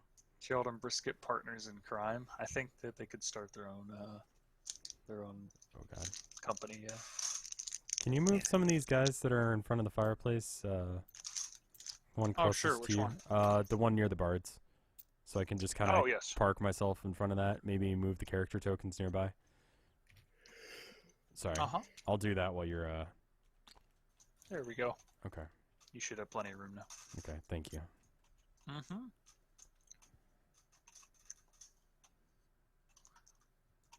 Actually, yeah, that's great. I like that. Put all the character tokens around that. Yeah. See? Can't do this in Roll20. Yeah. Yeah. We'd be just staring at that BRB screen, and there'd be nothing to do. I really got to thank Jen. She was the first one to really push for trying tabletops in. Yeah. So this is... I knew it would give us something nice to look at. It's got a little bit better ambience. Yeah. Yeah. It's definitely some ambience. Alright, there you go.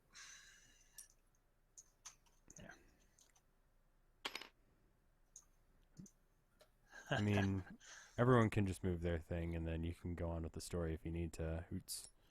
I like the soda that's just floated into frame here. It's good. Okay, so the four of you enter into a warehouse that is that's very dimly lit. There's maybe a candle that's sitting on a table, and Griselda seems to simply take the four of you and just sort of push you towards some chairs. So like, sit, have a seat here. At least here no one can there won't be eyes and ears on every conversation we have. Can I get you anything to drink, any of you? I know it's late. No, I'm alright. Do you have any water? I'm so thirsty. She nods and she gets you some water. It's Thank like you. Don't have a bowl for you, but it's a cup. That's okay. I nonchalantly just pick it up with my paw like it's a hand and just start lapping. Oh, truly a wonder. Mo, what are you doing? Hey. Kitties being shitties. She's just got this toy that she likes to yell at, and she's decided to pick it up and yell at it right now.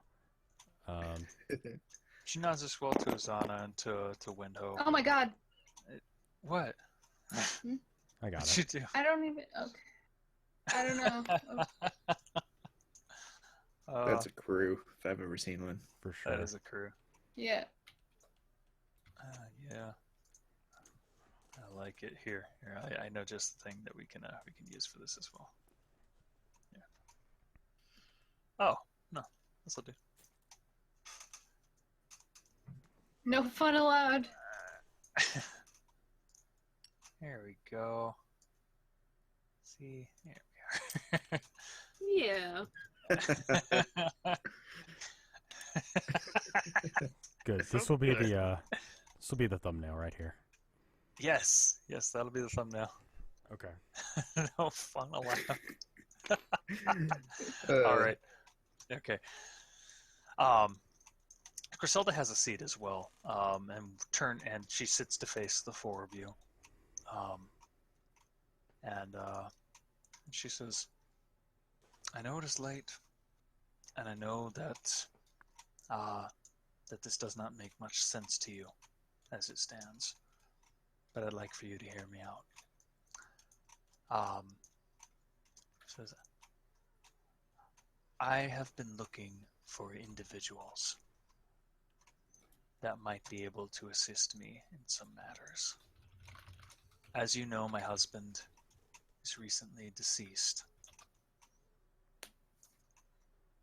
I happen to think that it was no natural cause of death that claimed his life. And I believe that one of the other guildmasters might have been behind it. It might be assuming of me to think such things, but given that many people know the propensity of my son to do very stupid things, and that my husband had made enemies in his life, particularly among the council that he served, I wish to track down whomever it was that I believe murdered my husband. A murder mystery. This sounds like a quest. We could do so much good. We could go on a quest. That's what wizards do. And it's about finding knowledge about what actually happened to your husband, right? Your husband? She nods. He's dead. We should find out what happened. She winces a little bit at that, and she says, his memorial will be soon, within the next 7 days. And while I would like to simply entrust all that I know to you, I feel that it would be in my best interest if I, at the very least, could get a glimpse of your abilities before we take to the task at hand. I actually called you here in order for you to help me with another matter as well.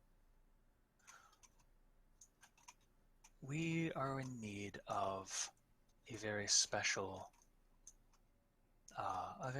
drink for these ceremonies.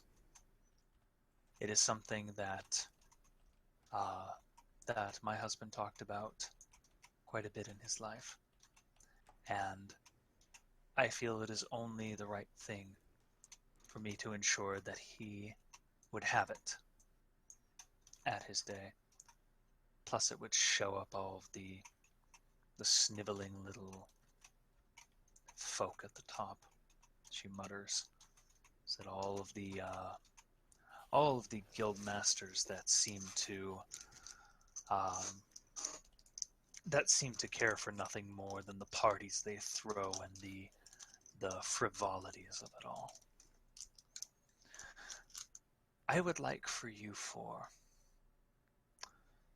to travel to a very specific place. For this brew that is not made anywhere here in the city, nor anywhere near civilization.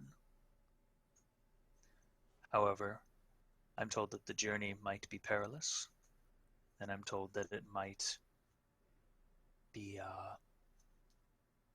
include a good bit of danger in it. So I wish to ask the four of you, those that I saw that evening. I was trying to click my notebook. Yeah, sure. Yeah, sure. I was real good at Yeah, this. Not ahead. Jen tried to flip the table if you guys didn't realize. No, I didn't. I was trying to click my notebook. Yeah, sure. She wanted to click the notebook. That's what they Do I all have to say. roll for this? Get the roll to flip the table.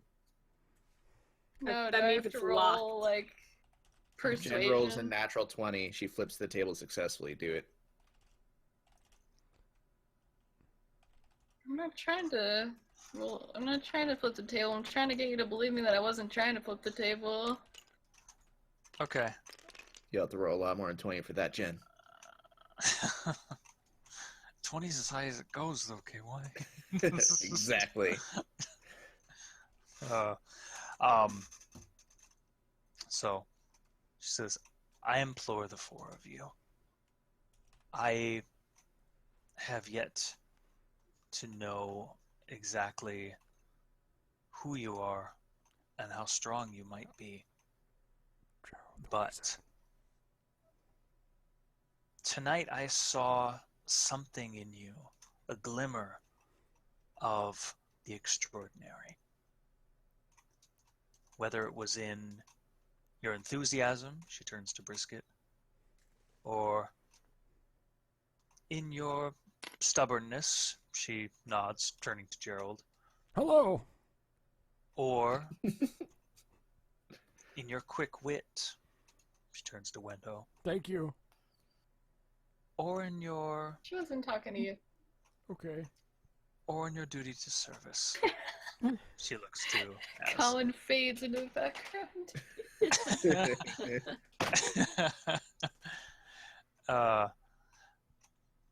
Said, I feel that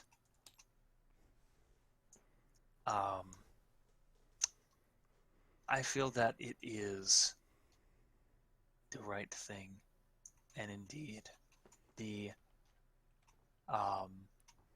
best chance that I have in order to allow my husband's spirit to rest properly. and perhaps then to find my vengeance if I turned to individuals such as yourselves. Can I raise my hand? Yes, I have a question. you may. Okay, so to figure out how your husband died, who is dead, what is this brew that we need to figure that out?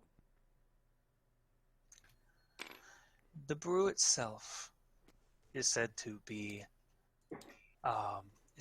created by a dwarven clan of long standing that live up on some of the tallest peaks in the world.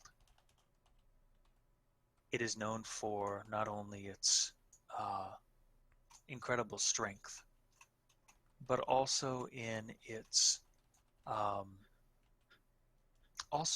properties to both soothe and also to commune with the fallen. Oh God, how high are these peaks? Fairly tall, I would say. Some of the at least 8, 9, 10,000 feet, Oh, at least, perhaps more. oh dog.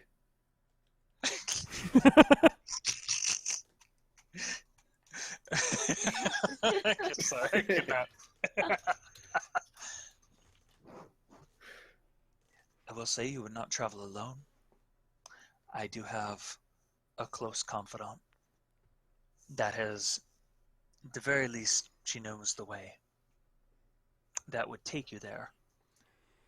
And I would be remiss if I did not mention that that I would gladly split the fee that I'm to pay her with the rest of you. I would not ask you to do this from the kindness of your hearts. I understand that good service demands fair payment. So, Exactly. Out of curiosity, about how much are we talking here?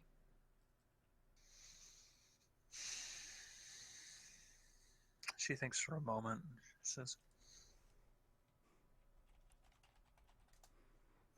I would bequeath to each of you the total of 1,500 gold pieces a person.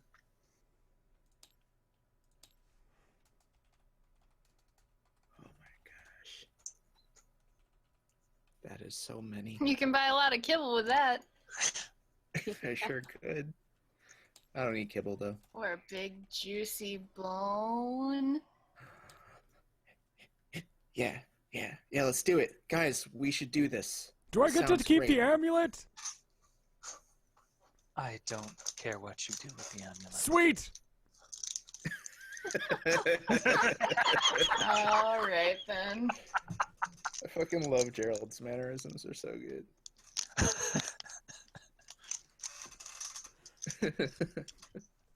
Thank you. Payment is to be rendered when you return. And should things turn out well, then I will pay you further to investigate the murder of my husband. What say all of you? Are you in this? All right. My old master used to say everything happens for a reason. I'm in. I am in, but I do want you to sign a contract so that it is in ink that we are doing this for you. Her back stiffens a bit at that, but she maintains her pose and says, I will agree to your terms. Then considered it done.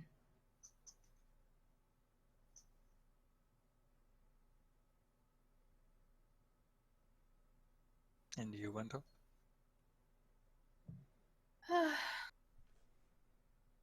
I'm just a bard. I didn't ask for this. Why me? Why all of us? I'm actually kind of curious now that I think about it. You decided that the best party of adventurers for this job was a dog, a devil, a questionable wizard, and then me. That's me. I'm a wizard. Bit racist, don't you think? That has yet to be proven. Yeah, why you gotta bring up the fact that he's a dog?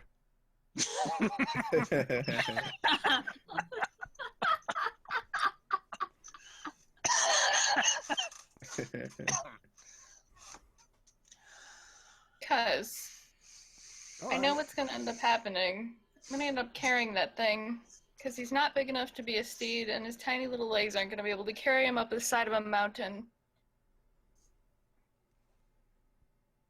Hey, you shouldn't doubt me like that. I can do a lot of things that I bet you didn't think I could do. Woo woo.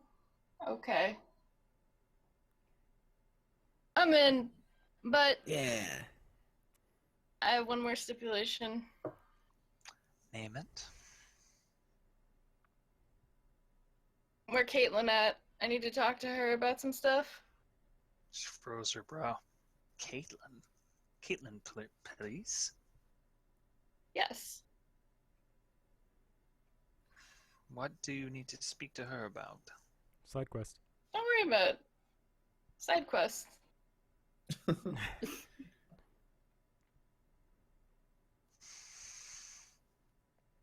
I will tell you where she resides, but you are not to speak with her about this. No one among the council. I'm not going to be telling anyone anything about this, but there are some things that I have to take care of before I leave, and it's really important that I do this first, so... Where's she at? That is your prerogative. I will write down her address for you. And she pulls out a piece of paper and scribbles something down. And gives it to you. So, states a street of some sort within the noble district. I have a question. Gerald, me the wizard, hello. Yes. Okay. Hi, Gerald. Hi. I'm Wizard Gerald, yes. Old. I've been thinking about this for a while, and I can't figure it out, so maybe you can help me with this. If Mario and Luigi had sex, which one would get pregnant? Oh my god. Oh my gosh. Alright. No. How do I best do this? Do I have a spell to teleport myself out of here? I'm using it. Bye. Yeah, can I just kill him now? Can I do that? I just threw your model. I don't know where it went. Okay. Okay. God. I don't know what I was thinking I would anymore. like to vicious mockery at level 2, please. Alright. I Really? honestly have no idea where your model went, so I'm gonna have to make you a new one. It's okay. It's fine. Is Not it though? I'm not pleased with you though. Okay, that's fine. Okay, that's fine. That's fine. I'm not pleased. I don't care. That's good. That seems fair. There you go. Oh wait, You're that's not the Gandalf right the one. Grey now. Oh, okay, here's your other one. Okay, thank you. Okay. All right. So is that where we're Alright. ending the stream on that note, or? Almost. Okay.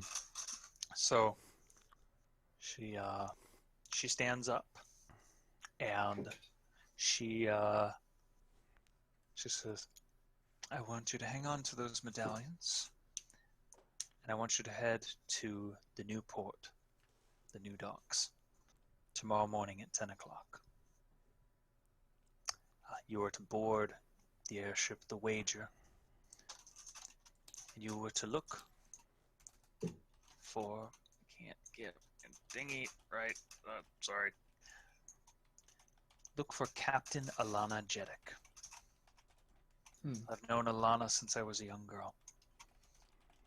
She will help take you to the highest mountains there. And from there, I want you to bring me back as much of this fabled brew as you can possibly carry. Should you bring back enough, I will gladly pay you for the additional. I wish to send a message to the members of nobility that my husband's wishes have been fulfilled. And I sort of want to rub their noses in it as well. So,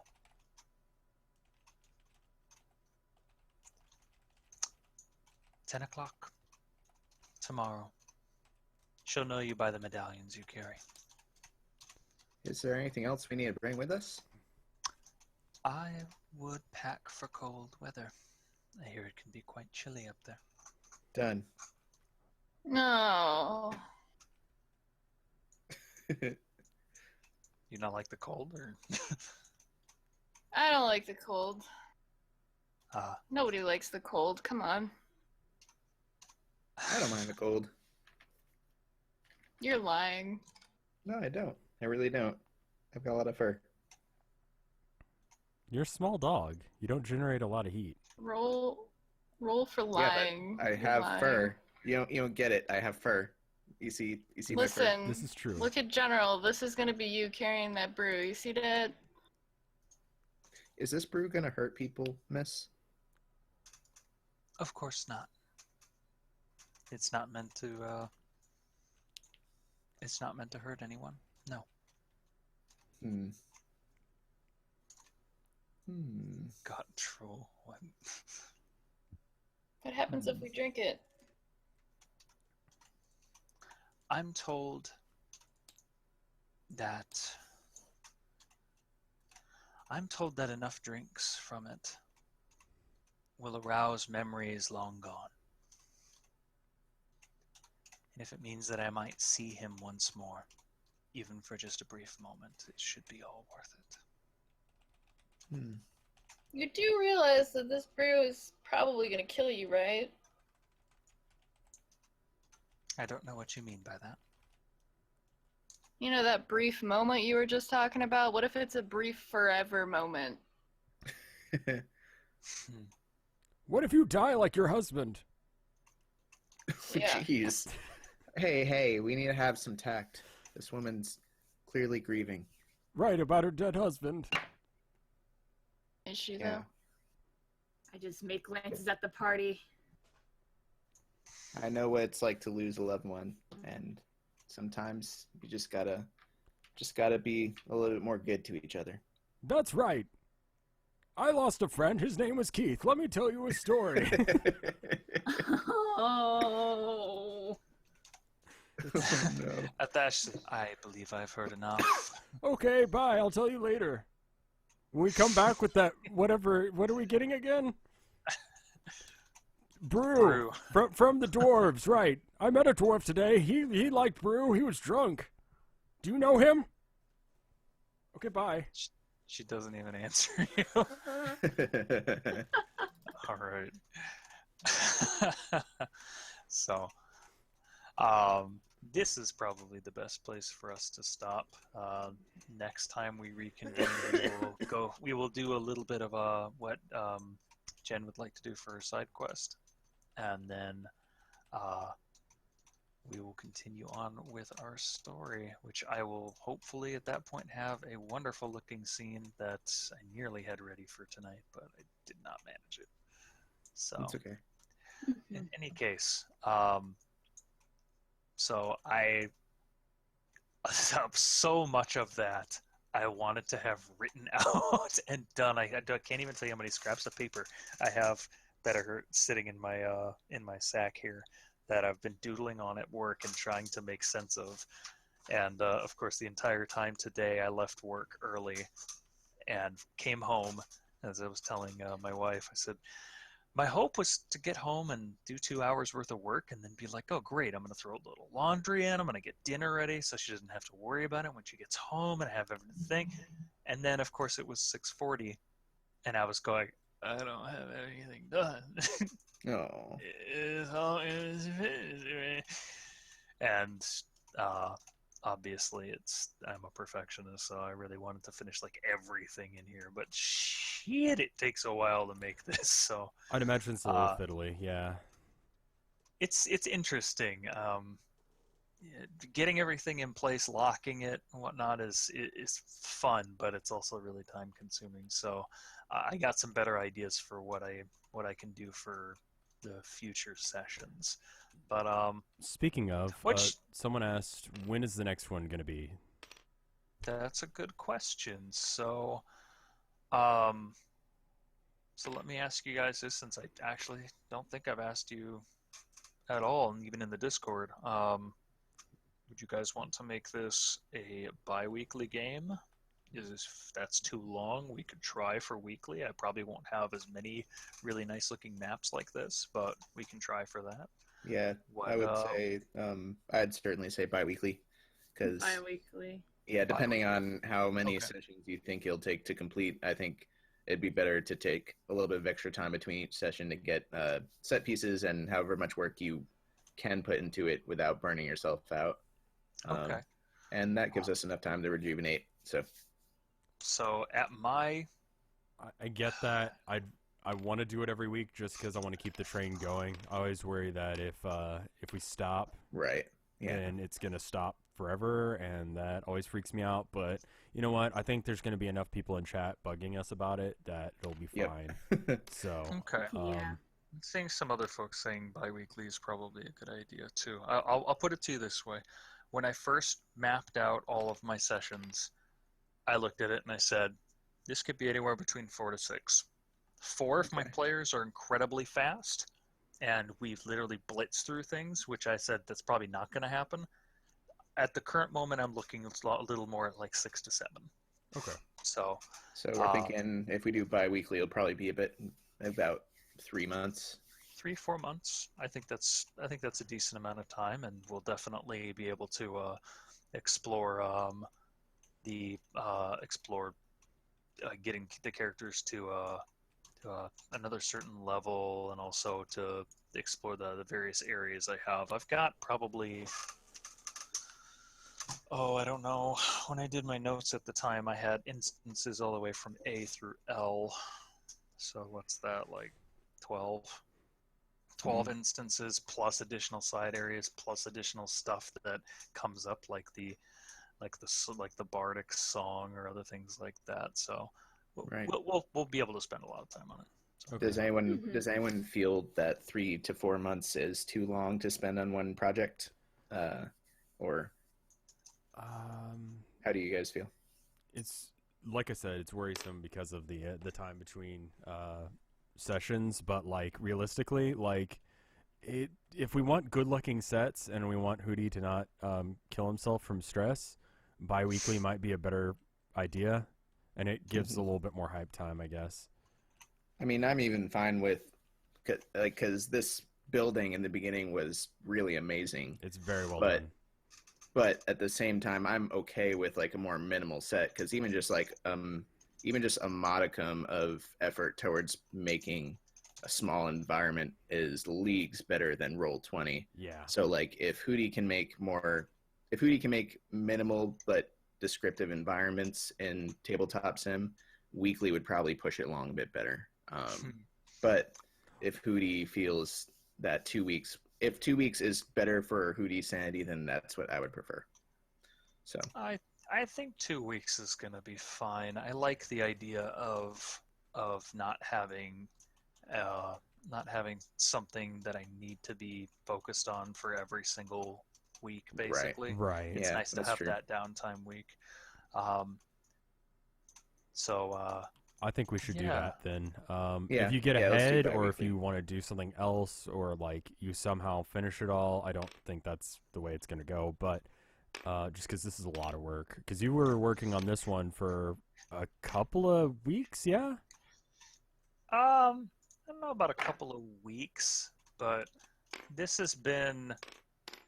I've had this on my mind and my focus for a solid week, and I've probably spent about, I don't know, 15 plus hours in tabletop learning how the table works, what I wanted to do with it, and then constructing the set here. So, I think that's what we should do, and if we decide otherwise, then we can just do that. But let's make it 2 weeks from today, or when do we want to do it?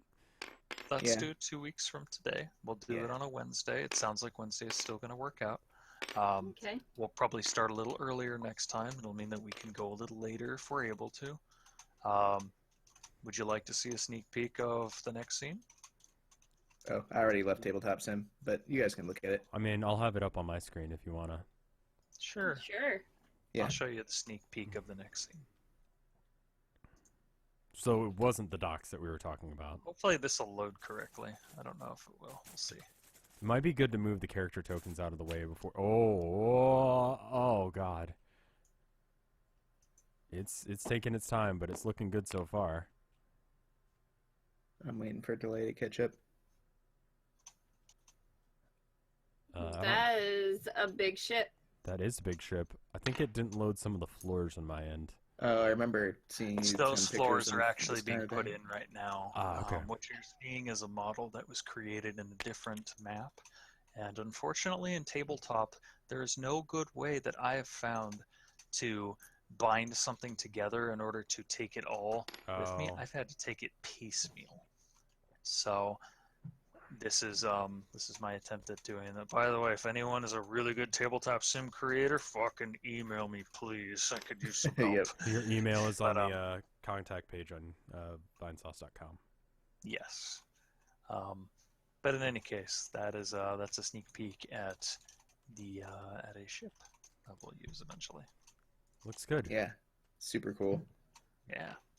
All right. Well, that about wraps it up, everybody. Thank you so much. Thank you, Hootie. Thank you, Hootie. Yeah, thank you. Of course. Rob worries. says to get with him about that. Get with Rob about it. All right. Excellent. I will. Yeah, I'm super glad you guys had a great time. That is honestly the best thing that any DM can really hear, that their players had a great time. I think everyone did, honestly. Like, people in Yeah. chat were laughing constantly. There was a lot of art. It was a good stream, dude. You did good. Excellent. Well, thank you all so much for watching, and we will see you again in a couple weeks, and we'll continue our adventures. All right. I'll see you guys next time. Let me pull up this last piece of art. It's for KY. It looks like the style of that game you were playing earlier. KY, Night in the Woods. Night in the Woods. Yeah, it's by that other guy. Is it? That guy. Okay. Dyslexia kicked in, and it was actually backwards. Yeah, it's in the game. There's this dog character named Greg, and Greg gets drawn in a notebook that just says "Greg rules." Okay, in that style. So someone just took Brisket and wrote in "Brisket rules." Okay, Okay. Pretty good. really good. It's very well Oh man. Super good. Then thank you all for the art. The art is amazing. Yeah, thank you. Absolutely amazing. Thank you again, Hootie. Absolutely. All right. Alrighty. Well, wishing you all a wonderful evening, both my players and all of our viewers. So Yeah. thanks a lot. Bye, everybody. Bye, everyone. All right. Bye. Bye. You take care, Bye. Bye bye. I'm gonna close out of the stream now. Bye. Okay. See ya.